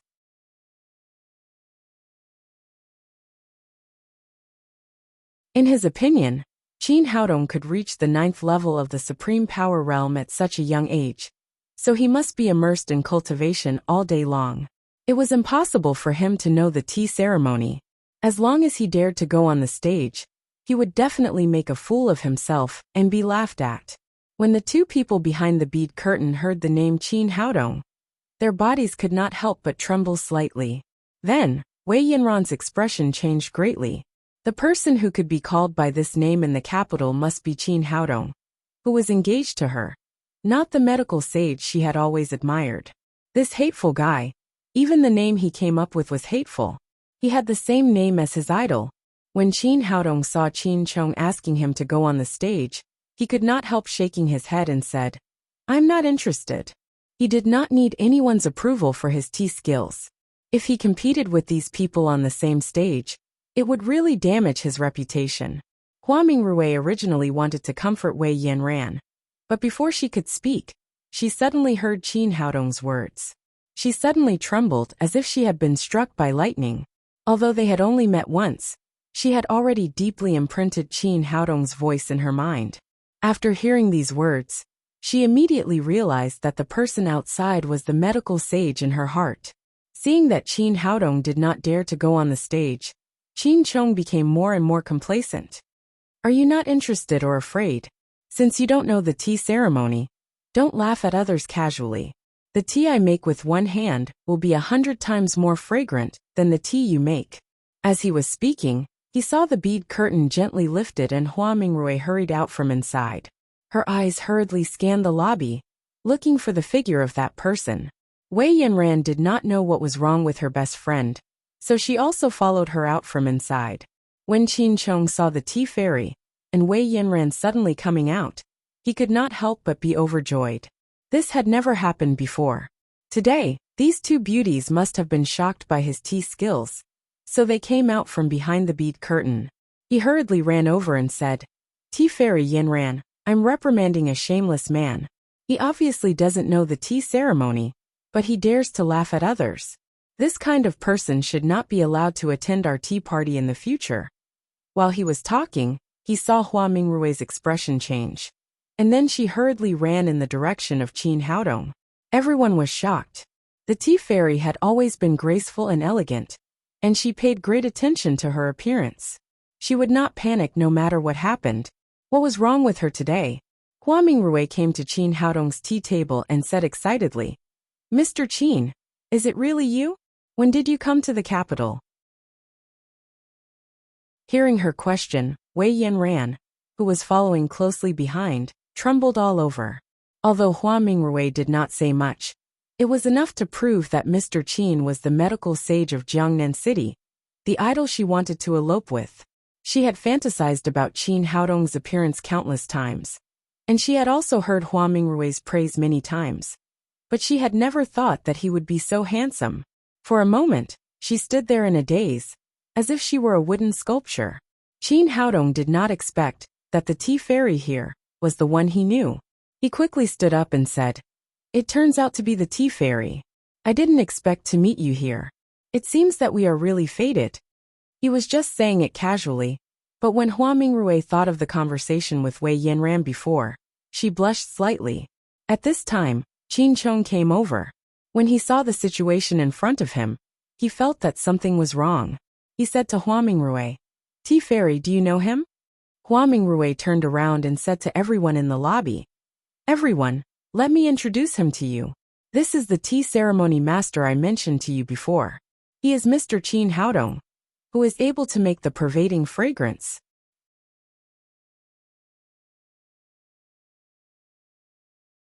Chapter 693. After hearing Hua Mingrui's words, there was an uproar in the lobby.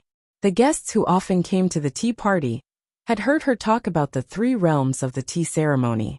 The aroma of tea was overflowing, returning to nature, and the fragrance was spreading everywhere. At the same time, they had also heard her mention that there was a tea ceremony master who could make the supreme realm of pervading fragrance. In everyone's impression, they subconsciously thought that this kind of tea ceremony master should be an old man, but they did not expect it to be this young man in front of them. Qin Chong suddenly felt his face burning, as if he had been slapped 100 times. Just now, he had laughed at him for not knowing how to make tea, but in the blink of an eye, he had become a tea ceremony master. Even the tea fairy had to be respectful to him. After the introduction, Hua Mingrui turned around and said to Qin Haodong respectfully, "Mr. Qin, since I saw your tea ceremony last time, my skills have also improved. I can barely be regarded as having reached the primary level of pervading fragrance. Can you give me some advice and let everyone see what the real pervading fragrance is?" Before Qin Haodong could respond, Yi Qing pinched his waist and shouted, "You brat, you've hidden yourself so well. You stinking brat, you've hidden yourself so well. You're actually an expert in the way of tea. Why don't you brew tea for me normally? Wei Yanran had just recovered from her petrified state. When she saw the two of them being intimate, she felt very envious. She wished that she could be the one standing next to Qin Haodong. Qin Haodong said with a wry smile, "Sister, I don't usually have time." Yi Qing cried. "Then make it for me now. I don't believe that the tea you make can be better than the tea fairies." The tea fairy hurriedly said, "Sister, you must be joking. How can the tea I make be compared with Mr. Qin?" The more respectful and modest Hua Mingrui was, the more curious Yi Qing became. She took Qin Haodong to the front desk and asked him to make a pot of tea for her to taste. Qin Haodong could not refuse, so he picked up the tea set and began to make tea. All the guests in the lobby watched quietly. They wanted to see what was so special about the tea ceremony master that Hua Mingrui respected. But soon, these people found that Qin Haodong's way of making tea was too simple. It was no different from making tea at home. He did not have the demeanor of a tea master at all. Usually, when Hua Mingrui made tea, she was as smooth as flowing water, which was pleasing to the eye. Even Qin Chang's performance just now was very beautiful, but Qin Haodong didn't have any of that. Some people even thought that Hua Mingrui had made a mistake. She thought that Qin Haodong was a tea ceremony master just because he was handsome. As the saying goes, it's not the wine that intoxicates you but yourself. Although the tea in front of him was not wine, the principle might be the same. Under many surprised and doubtful eyes, Qin Haodong quickly made a pot of tea. "Well, have a taste." Hearing him say that the tea was ready, Yi Qing's eyes widened. Looking at the ordinary purple clay teapot in front of him, without the slightest aroma, he asked in surprise, "Your tea seems to be even better than mine, right?" The tea fairy quickly said, "Sister, Mr. Qin's tea-making technique has reached the realm of returning to simplicity. Please don't misunderstand." Yi Qing said, "Didn't you say that you have reached the realm of pervading fragrance? Why is there no fragrance at all?" Qin Haodong smiled, picked up the purple clay teapot in front of him, and poured a cup of tea for Yi Qing. When the clear tea flowed out of the teapot, a strong fragrance instantly spread out. This kind of tea fragrance was not only refreshing, but also extremely strong. In an instant, it filled the entire lobby and soon spread throughout the tea house. Even the pedestrians on the street could smell this tea fragrance. "It's so fragrant. It's so fragrant. I've lived for most of my life, but I've never smelled such a strong tea fragrance. What is this fragrance? It smells so good. It seems that my cold is much better. Where is this fragrance coming from? It seems to be from Jingdong Tea House. I'm going to have a taste of good tea. It's so fragrant." After the people on the street confirmed that the fragrance was coming from Jingdong Tea House, they immediately swarmed into the tea house. In the lobby of the tea house, the guests smelled the strong fragrance. Some of them slowly closed their eyes with a look of enjoyment, while others looked at the fragrant tea that Qin Haodong had poured out. They couldn't wait to grab it and pour it into their mouths. Qin Haodong divided the pot of tea into 3 cups and pushed them in front of Hua Mingrui, Yi Qing, and Wei Yanran respectively. Yi Qing grabbed her teacup and drank it up in a few gulps. She looked like Zhu Beiji eating ginseng fruits. Hua Mingrui held the teacup in her hand, as if she was holding a peerless treasure. Then, she took a sip with an intoxicated and happy look on her face. Wei Yanran glanced at Qin Haodong with a shy look on her face. Then, she slowly picked up the teacup in her hand and took a sip. As soon as the tea entered her mouth, she felt as if every cell in her body had been moistened by this rich, fragrant tea. A kind of happiness arose spontaneously in her heart. She felt very happy and blissful. She even smiled. This smile was completely from the bottom of her heart, without any impurities. Her smile was extremely sweet. Qin Haodong was looking at Wei Yanran, the woman who wanted to be engaged to him. When he saw her smile, his eyes lit up. He had 500 years of experience and had seen countless beautiful women. Even now, there was no lack of beautiful women around him. But Wei Yanran's smile was too beautiful. As the saying went, a sweet smile could charm 100 people and cause the downfall of a country. It was a description of the quiet girl in front of him. Just when everyone was silent in this atmosphere, Yi Qing suddenly shouted, "This tea is so delicious. Do you have any more? Hurry up and pour me another cup." As she spoke, she grabbed the teapot from Qin Haodong's hand and poured all the remaining tea into her cup. But she still felt like it was not enough. Hua Mingrui put down the teacup in her hand, turned her head and said to the guests present, "Everyone, have you seen it? This is the real pervading fragrance. Compared with Mr. Qin, my tea art can only be regarded as a small skill." The guests present were extremely excited. After hearing Hua Mingrui's words, they kept nodding and looked at Qin Haodong with awe. At this moment, Qin Chong had quietly slipped out of the tea house. He had thought that Qin Haodong must have spent all his time on martial arts, since he had reached the 9th level of the Supreme Power Realm at such a young age. But he did not expect that Qin Haodong was also a master in tea art. Even the tea fairy was ashamed of herself. He had just provoked such a person. In comparison, he was like a clown. He could not help but sigh in his heart. They were both descendants of the Qin family. But why was there such a big gap between them? In the lobby, many guests smelled this fragrance, but they could not get this top-grade tea. They were still tempted. A young guest shouted, "Mr. Qin, I'll pay 100,000 yuan for your pot of tea. How about it?" As soon as he opened his mouth, someone immediately shouted, "This is a good tea with the highest attainments in the tea ceremony. How can 100,000 yuan be enough? I'll pay 500,000 yuan. I'll pay 1 million yuan, Mr. Qin. As long as you make me a pot of tea, I'll immediately transfer 1 million yuan to your account. I'll pay 2 million yuan. I'll pay 3 million yuan." In less than 2 minutes, the price of Qin Haodong's pot of tea had been raised to 10 million yuan. Even though he was the executive president of Haodong Group and had a lot of wealth in his hands, Yi Qing still smacked his lips after hearing the figure of 10 million yuan for a pot of tea. Didn't it mean that he had just drunk 3 million yuan? Qin Haodong waved his hand to the crowd below the stage and said, "I'm sorry everyone. I only make this tea for the people closest to me. I won't sell it even if it costs a lot of money."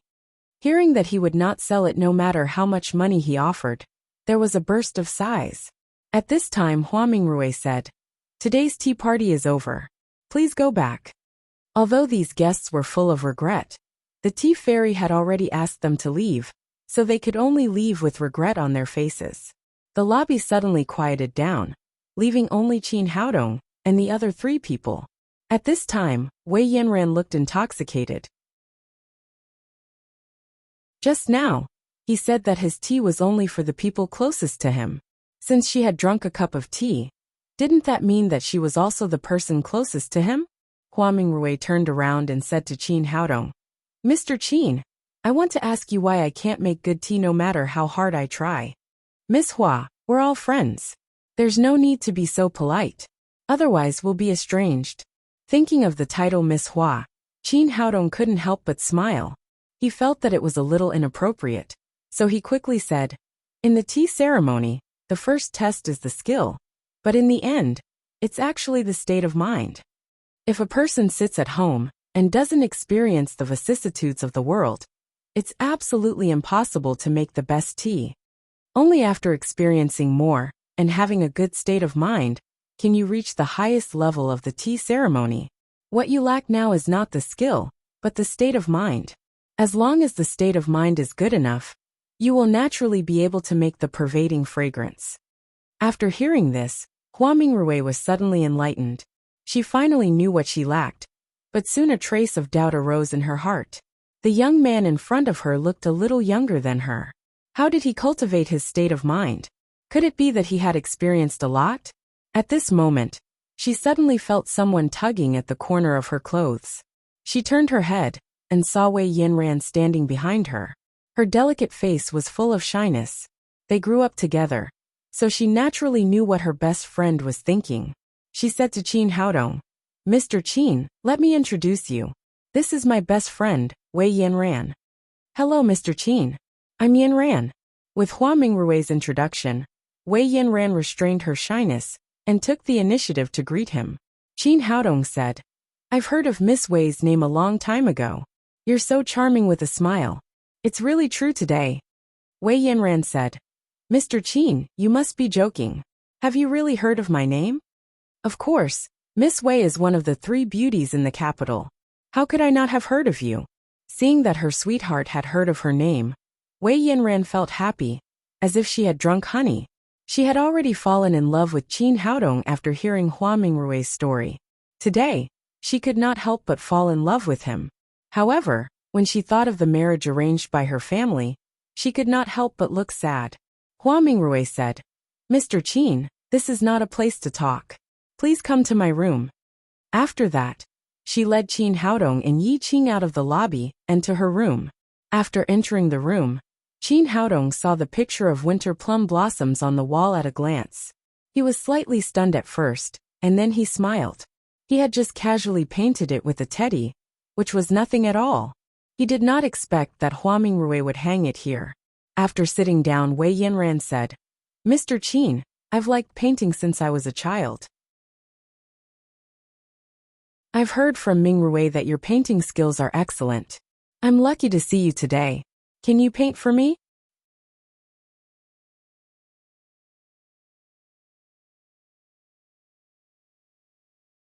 Chapter 694. Qin Haodong was not a virgin who had never been in love. Since he met Wei Yinran, he felt that the girl's eyes were full of love when she looked at him. At first, he was a little strange and did not know what was going on. Now he understood that Wei Yinran liked Qin Haodong in the south of the Yangtze River, not him in the capital. He was afraid that Wei Yinran still did not know that he was the one who proposed marriage. Since this was the case, he did not say anything. He said with a smile, "Well, I'll draw for you." The painting supplies in Hua Mingrui's study were already made. Qin Haodong picked up a brush and began to draw on the rice paper. Wei Yinran and the other 2 gathered beside him and watched attentively. Qin Haodong's painting speed was very fast. It was not an exaggeration to say that his brush was like a flying dragon. Soon, the outline of a beautiful woman appeared on the paper. The woman in the painting was wearing a long red dress. Her figure was slim, and her skin was as white as jade. Although it was only a still painting, it gave people a very elegant feeling. Qin Haodong's painting technique was very strange. He outlined all the woman's body, but he did not draw her eyebrows and eyes. Her face was blank. But this painting gave people a very strange feeling. Even if they could not see the face, they could feel that it was a beautiful woman. Yi Qing said, "She asked you to draw, but you drew a woman. Who is this?" Of course, he knew the plan of the Tang sect. Pursuing Wei Yinran was part of the plan. Today was a good opportunity for him to draw. Wei Yinran's attitude towards Qin Haodong was also very good. But she did not expect that Qin Haodong would not take advantage of it. She asked him to draw a painting, but he drew a woman. Qin Haodong smiled and said, "Sister, when can you change your temper? You can get married." Yi Qing reached out and pinched his waist again. "It's none of your business whether I get married or not. Hurry up and draw." Qin Haodong shook his wrist, and the brush in his hand quickly sketched the appearance of a beautiful woman on the painting. A few seconds later, he threw the brush aside and said, "It's done."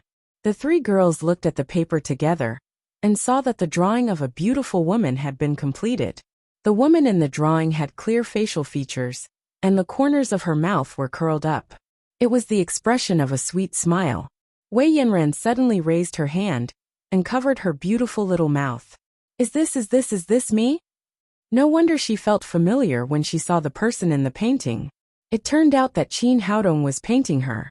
She didn't even notice the smile on her face when she was tasting the tea. But Qin Haodong painted it on the paper with perfect form and spirit. After seeing the woman in the painting clearly, Hua Mingrui's face was full of shock. It was not entirely because it was Wei Yinran in the painting, but because she saw the difference in the painting. If it were an ordinary person, they would only see Wei Yinran smiling in the painting, but it was different at this moment. She could actually feel Wei Yinran's emotions through the painting. To be exact, she could feel Wei Yinran's emotions in the painting. It was a kind of happiness from the bottom of her heart, as if her own emotions were infected. At this time, Yi Qing and Wei Yinran also saw the abnormality of this painting, and they also showed a look of shock. In the past, when they saw other people's paintings, even the most famous painter, they had never felt this way. After a long time, Hua Mingrui slowly came to her senses from the artistic conception of the painting. She said to Qin Haodong excitedly, "Mr. Qin, is this the legendary implicit meaning?" She liked the tea ceremony the most, but she was also very proficient in painting, so she naturally knew that the highest realm of painting was implicit meaning. Wei Qing did not know much about painting, so she asked, "What is implicit meaning?" Wei Yanran said excitedly, "The so-called implicit meaning means that the painter can show a kind of emotion in the painting and let people be infected by him. For example, in Da Vinci's classic Mona Lisa, some people can see Mona Lisa's tears in the painting and feel her sadness. This is a kind of manifestation of the realm of implicit meaning. It's just that this realm is extremely difficult to reach. From ancient times to the present, there are very few painters who can reach this realm." As she spoke, she looked at Qin Haodong with shining eyes, and the love in her eyes was much stronger. Qin Haodong nodded slightly and said, "Kind of." Hua Mingrui said, "In terms of the realm, Mr. Qin's painting is a level higher than Mona Lisa. They are both in the realm of implicit meaning, but Mona Lisa can only make a few people feel the sadness in it. But Mr. Qin's painting can make people feel the joy in it, no matter whether they know the way of painting or not. This is the difference in realm." Yi Qing reached out and pinched Qin Haodong's waist again. "What the hell is in your head? How can your painting be even worse than Da Vinci's? How many more things are you hiding from me?" Qin Haodong said with a wry smile, "Sister, do I need to hide it from you? I can't show all my skills when I see you. Wouldn't that be showing off?" Yi Qing glanced at Wei Yanran, whose eyes were full of little stars, and said in a low voice, "Aren't you showing off now?" Wei Yanran blushed. She looked at Qin Haodong and said timidly, "Mr. Qin, can you give this painting to me?" She was also very accomplished in ink painting, so she naturally knew the value of Qin Haodong's painting. If she took it to the auction, she would definitely be able to sell it at a sky-high price with the realm of implicit meaning. It was the first time the two of them had met. She knew that it was impolite to ask for such an expensive thing, but she really liked this painting. Moreover, the person in the painting was herself. She didn't want this painting to fall into the hands of others. Qin Haodong said, "This painting was painted for Miss Wei Yanran, so it naturally belongs to you, but you have to wait for a while." As he said that, he picked up a pen and wrote 8 big words at the lower corner of the painting. "A sweet smile can topple a city." These words were vigorous and powerful, adding a lot of color to the painting. Wei Yanran was instantly petrified, but her heart was beating violently, as if it would jump out of her throat at any time. What does he mean? Is he confessing to me? Does he like me too? After hesitating for a while, Wei Yanran thought that she was about to be betrothed to the man she didn't like. She gritted her teeth and made up her mind. The moment Qin Haodong handed over the painting, she said softly, "Can you take me away?" "What?" Qin Haodong held the painting in his hand and was stunned for a moment. "What do you mean?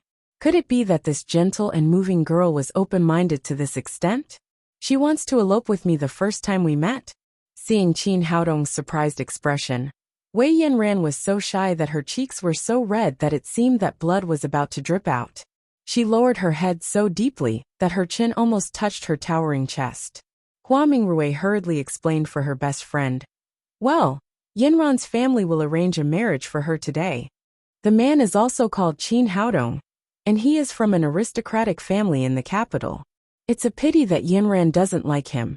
She has always liked you, so she wants you to take her away." Hearing this explanation, Qin Haodong was speechless. He felt that he was still happy. This girl actually wanted him to elope with her, and the reason she ran away was her marriage with him. Wasn't it a little too melodramatic? Seeing Qin Haodong's shocked expression, Hua Mingrui thought that he was surprised that Wei Yanran liked him, so she said again, "In fact, Qin Haodong is also a good person. He has reached the 9th level of the supreme power realm at such a young age. But Yanran doesn't like this kind of person. She likes talented young people. I told her about what happened at the exchange meeting in Neon before. From that moment on, she fell in love with you. Just before the tea party, she was clamoring to go to Jiangnan to find you." Yi Qing, who was next to her, was surprised at first, but then she figured out the key and immediately giggled. She laughed because Wei Yanran actually wanted to elope with the man she was engaged to, but Wei Yanran did not know this. She thought that Yi Qing was laughing at her, so she suddenly became even more shy and wanted to find a hole to hide in. Seeing Wei Yanran's embarrassment, Yi Qing quickly said, "You guys talk. I have something to do. I'll leave first." After saying that, she walked out and closed the door behind her. Wei Yanran's shyness eased a little when there was one less person in the room. She raised her head slightly and secretly glanced at Qin Haodong, wanting to see how her sweetheart looked at her. After coming to his senses, Qin Haodong also felt that this matter was very interesting. He did not say anything, but said with a smile, "Well, I also fell in love with Miss Wei at first sight. I'll take you away later." "That's great." Hua Mingrui was also happy for her best friend, but there was a faint sense of loss in her heart. Yanran had found the person she liked the most, but what about herself? Wei Yanran lowered her head and said shyly, "If you want to leave, you have to be quick. Otherwise, if my family finds out, you will be in danger." Qin Haodong said with a smile, "It doesn't matter. Your family will be very happy to see me." Wei Yanran hurriedly said, "It's really not what you think. Although you are very outstanding, my grandpa has already arranged a marriage for me." While they were talking, Qin Haodong's cell phone rang. It was a call from Lin Momo. He apologized to Wei Yanran and said, "Sorry, I have to answer the phone first." He took the phone to the door, pressed the answer button and asked, "Momo, how are your preparations going? When can you come to the capital? I miss you and Tang Tang." "We miss you too." Lin Momo said, "Things are going very well. When I arrange everything here, I can leave for the capital, but now there is a shortage of funds." Oh, this time, Qin Haodong asked Yi Qing to buy the Tang Sex Club for a total of 3 billion yuan. After that, he made some changes and added a lot of things. In total, he spent about 4 billion yuan, almost emptying his and Lin Momo's cash. "How much money do you need in total?" 2 billion yuan. "If I have this money, I can make arrangements for Tangmin Traditional Chinese Medicine Company and Lin's Group, and then go to the capital. Don't worry, I'll transfer the money to you in a few days." Qin Haodong hung up the phone. He did not go back immediately, but began to think about how to get 2 billion yuan. If he asked Chu Xianyue, not to mention 2 billion yuan, he could even get 4 billion yuan. But he did not want to do that. His mother had worked so hard for so many years, and he could not ask for money as soon as they were reunited. But 2 billion yuan was not a small number. How could he get it as soon as possible? Suddenly an idea occurred to him. After the meeting just now, he had been thinking about how to help the 7 great families improve their strength quietly. Now he finally had a way. He could auction his pills. At that time, he could not only help the martial artists of the 7 great families improve their cultivation, but also make a lot of money from them. This was definitely a good idea that satisfied both sides.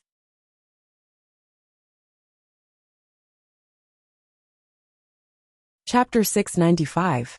Qin Haodong considered the idea from beginning to end several times, and confirmed that it was feasible.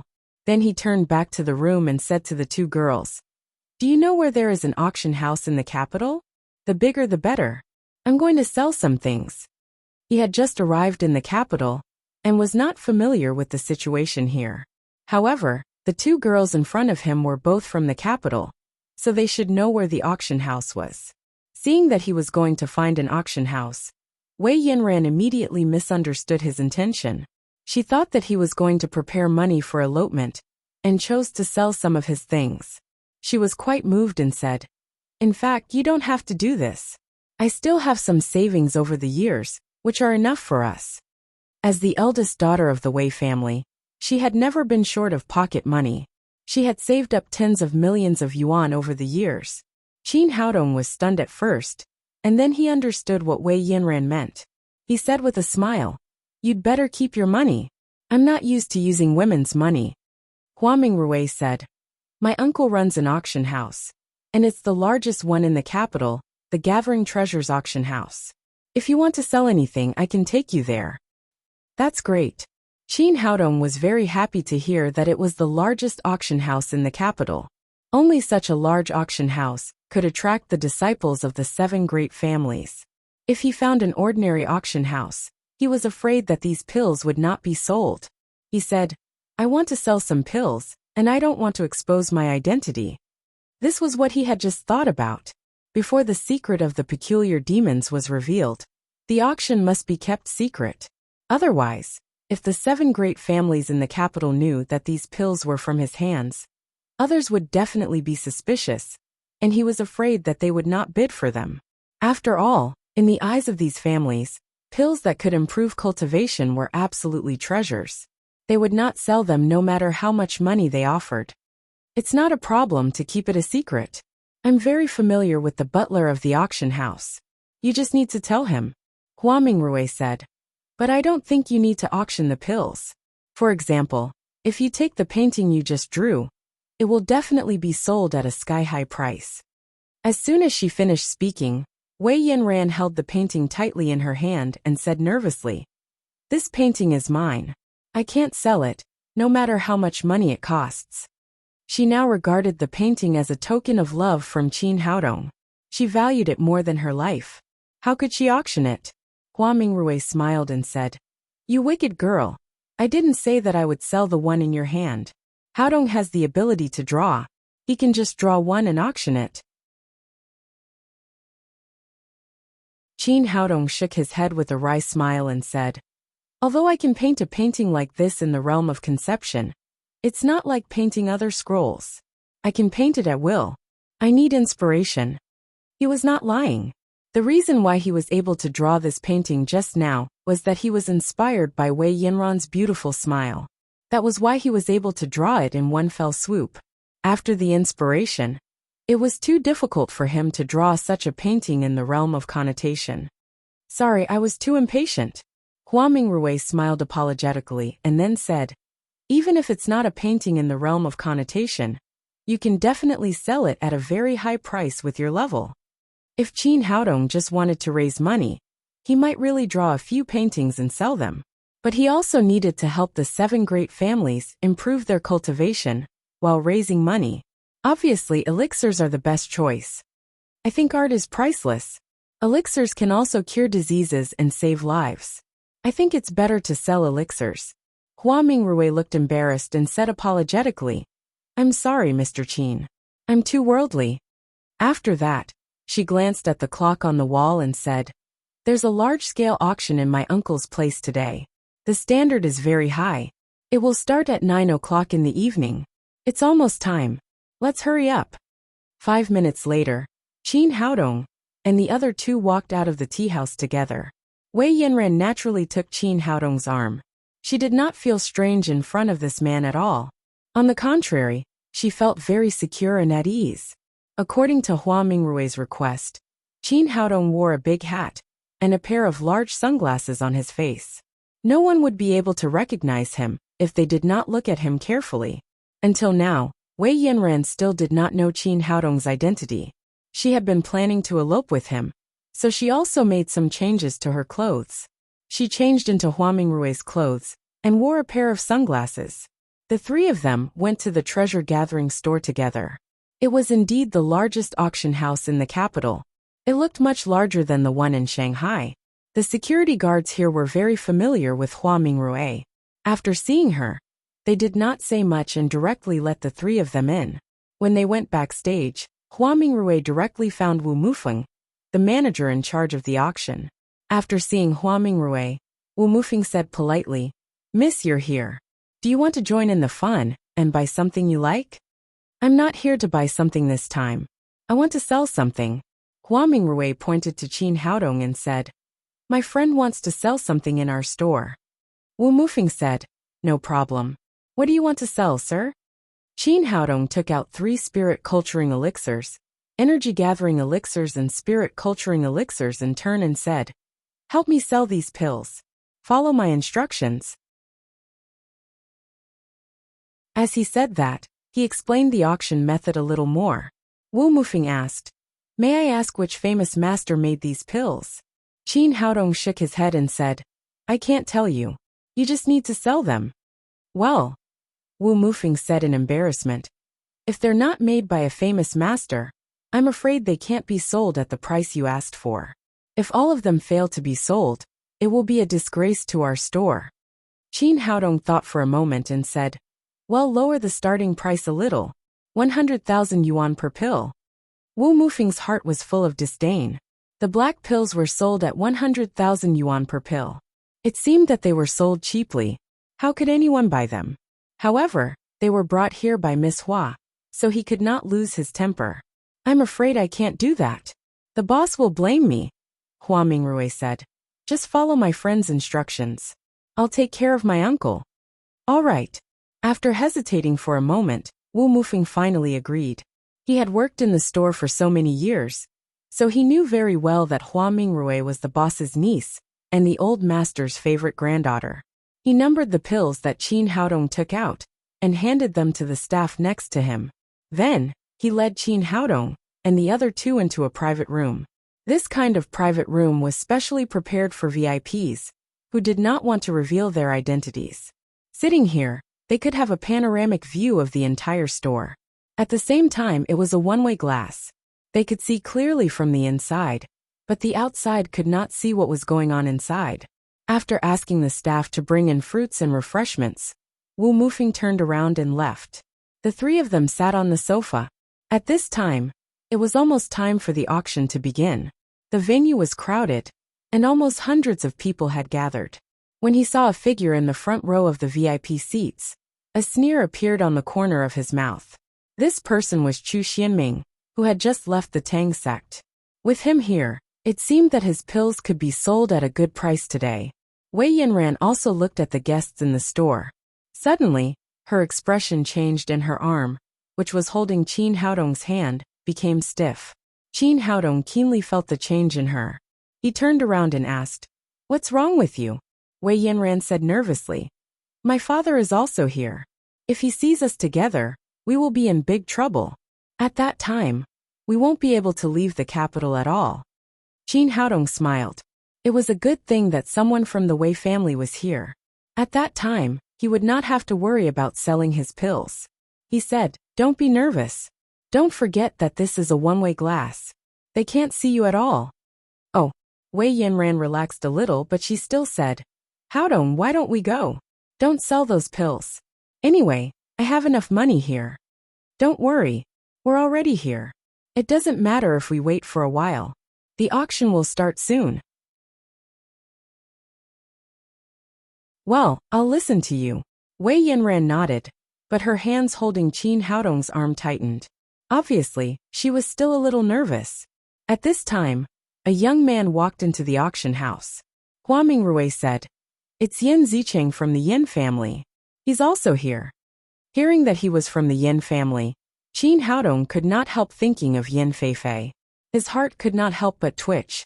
He did not mind that this woman was a few years older than him, but he cared about his mother's opinion. After all, the two of them were rivals in love in the past. Now she suddenly became her daughter-in-law. He did not know if his mother could accept it. Just as he was thinking about it, the auction officially began. The host and the auctioneer walked on the stage together. The host held the microphone in his hand and said to the guests below the stage, "Before the auction begins, I'd like to announce a piece of good news. This auction has added a special item. This is a magical elixir. There are 3 kinds of elixirs: the big strengthening elixir, the energy gathering elixir, and the spirit culturing elixir. Among them, the big strengthening elixir can improve the cultivation of a warrior at the covert power level by 1 level. The energy gathering elixir can improve the cultivation of a supreme power below the 3rd level by 1 level. The spirit culturing elixir can improve the cultivation of a supreme power below the 6th level by 1 level. Of course, the spirit culturing elixir is also effective for supreme power masters above the 6th level. However, they need to take a few more to improve their cultivation. It's not as obvious as it is for those below the 6th level. After he finished speaking, there was an immediate uproar. Most of the people attending today's auction were from the aristocratic families in the capital. Many of them were martial artists. After hearing the effects of these elixirs, They immediately became excited, as if they had been injected with chicken blood. But then someone raised a question and shouted to the stage, "I want to ask which master made these elixirs? Is there any guarantee of quality?" Others also echoed. After all, they had never heard of elixirs with such good effects before. It was a good thing to improve one's cultivation, but it would be sad if they bought fake elixirs. At that time, not only would they not be able to improve their cultivation, but they would also suffer from qi deviation. The host said, "Due to the request of the client, the information of these elixirs is confidential. We can't say which master made them." As soon as he said this, the audience immediately shouted, "Who dares to buy this kind of elixir without knowing the information? What if they buy fake elixirs?" The host quickly said, "Everyone, please be quiet. In order to increase your trust, the client specially proposed that the first person to bid for the elixir must try it on the spot. If the effect is not good, not only will they immediately refund the elixir, but they will also compensate them double." Hearing that the elixirs could be tried on the spot, and the compensation would be doubled if the effect was not good, these people immediately quieted down. They were full of expectations for the elixirs mentioned by the host. Chu Xianming was sitting in the front row. When he heard the name of the spirit culturing elixir, his eyes were immediately filled with excitement. Chapter 696. Chu Xianming had just failed to ask Qin Haodong for the elixir. He did not expect to see the spirit culturing pill at the auction in the blink of an eye. He didn't think that the elixir was refined by Qin Haodong. Instead, he thought bitterly, "I was wondering how that boy could be so capable at such a young age. He could even refine the spirit culturing elixir. It turns out that he also got it from other sources. Today, I'll buy the elixir and improve my cultivation. Let's see what else you have to say." Although he thought so, he was very shrewd and used to being cunning, so he did not act impulsively. He decided to ask his bodyguard to bid for the lowest level of the big strengthening pill, to see if it was real. Yan Zicheng, who was not far away from him, was shocked when he heard the name energy gathering pill. His aunt Yan Feifei once said that the elixir left by the master was called energy gathering pill, and it was very effective. It was the energy gathering pill left by that master that he was able to break through the bottleneck of the holy stage this time. However, there were not many energy gathering pills in Yan Feifei's hands, which were only enough for her. Although the other members of the Yan family were very envious, they did not get a single one. Today, he heard the name of the energy gathering pill here. As long as it was real, he would bid for it at all costs, no matter how much it cost. What made him even more excited was that there was a spirit culturing pill at the auction today, which was of a higher level than the energy gathering pill. If he took this pill back to the family master, he would definitely win his grandfather's favor, and the reward he would get would definitely be beyond his imagination. Not only Chu Xianming and Yan Zicheng, but also the others were eager to have a try. After all, the elixir that could improve one's cultivation was too rare, and they could not see it at all. The auctioneer began the auction of the elixir. "Everyone, the first one is the big strengthening pill. The starting price is 100,000 yuan, and each bid must be no less than 10,000 yuan. This is a golden opportunity. Now let's start bidding." Wu Mufeng, who was standing next to him, was slightly tense and a little nervous. After all, he had made the decision to auction the elixir. If all these elixirs were not sold, it would inevitably affect the reputation of the treasure-gathering store. At that time, he was afraid that the boss would be dissatisfied. But after the waiter shouted the price, someone immediately shouted, 150,000 yuan. Wu Mufeng was relieved. He turned his head and saw Chu Xianming holding his bidding card in his hand. As the second young master of the Chu family, Chu Xianming was very famous in the capital. Seeing that the second young master of the Chu family had made a bid, the others remained silent. On the one hand, they did not want to compete with the Chu family. On the other hand, they all wanted to see the effect of this pill. After calling 3 times, the auctioneer saw that no one answered, so he knocked the auction gavel in his hand and sent the big essence culturing pill to Chu Xianming. Chu Xianming took the pill and opened the lid of the small jade bottle. Suddenly, the fragrance of the pill filled his nostrils. As a supreme power master, he immediately realized that this was a good pill. However, to be on the safe side, he still handed the elixir to the bodyguard next to him. "You go up and eat it. Let's see how effective it is." His bodyguard was a warrior at the 5th level of covert power. Originally, he was also skeptical about this kind of elixir, but now that his master had given the order, he had no choice but to take the risk. He followed the waiter to the front stage, and then swallowed the elixir. The auction continued. When the auctioneer sold the other 2 items in succession, the bodyguard suddenly let out a clear roar. Then his whole body's momentum soared, and he directly broke through. It only took him 10 minutes to improve from the 5th level of covert power to the 6th level of covert power. The bodyguard jumped up from the stage, rushed to Chu Xianming excitedly and shouted, "Boss, I've broken through now. The effect of this elixir is really amazing." "Not bad. You'll be rewarded when you go back." Chu Xianming was overjoyed. It seemed that this elixir was real. As long as he got the spirit culturing pill, he would not lose to Chu Xuanli at all. He could even win the favor of the family master Chu Shanhe. He was not the only one who was happy. The attention of the warriors present was focused on the bodyguard. Seeing that the bodyguard had broken through, they immediately became excited. The road of martial arts was extremely bumpy. Often they could not break through to a higher level, even if they practiced hard for several years. Now it only took them 10 minutes to break through. How could they let go of this kind of elixir? "Hurry up and auction the elixir. Put the other things aside." In the shouting of many warriors, the auctioneer had to suspend the auction of other items and continue to auction the remaining 2 energy-gathering elixirs. "I'll pay 5 million. As soon as the auctioneer announced the start of the auction, someone directly called out a sky-high price of 5 million. Many warriors were just about to grab the elixir, but they were frightened by this person's momentum. They turned their heads and saw that it was Wei Bingxing from the Wei family. Qin Haodong nodded slightly. This person was very decisive. It seemed that he had offered a very high price, but in fact he had taken a big advantage. Now everyone was in high spirits.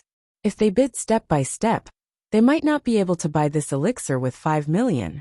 After the auctioneer called out 3 times in a row, he knocked the auction hammer in his hand. Finally, the second big spirit culturing elixir was taken away by Wei Bingxing at the price of 5 million. Next was the auction of the third big spirit culturing elixir. As Qin Haodong had predicted, people revealed their prices one after another. The price of this elixir kept rising, and it was finally bought by Yin Zicheng at the price of 8 million. Seeing that the 3 elixirs were sold for more than 10 million, Wu Mufeng immediately smiled.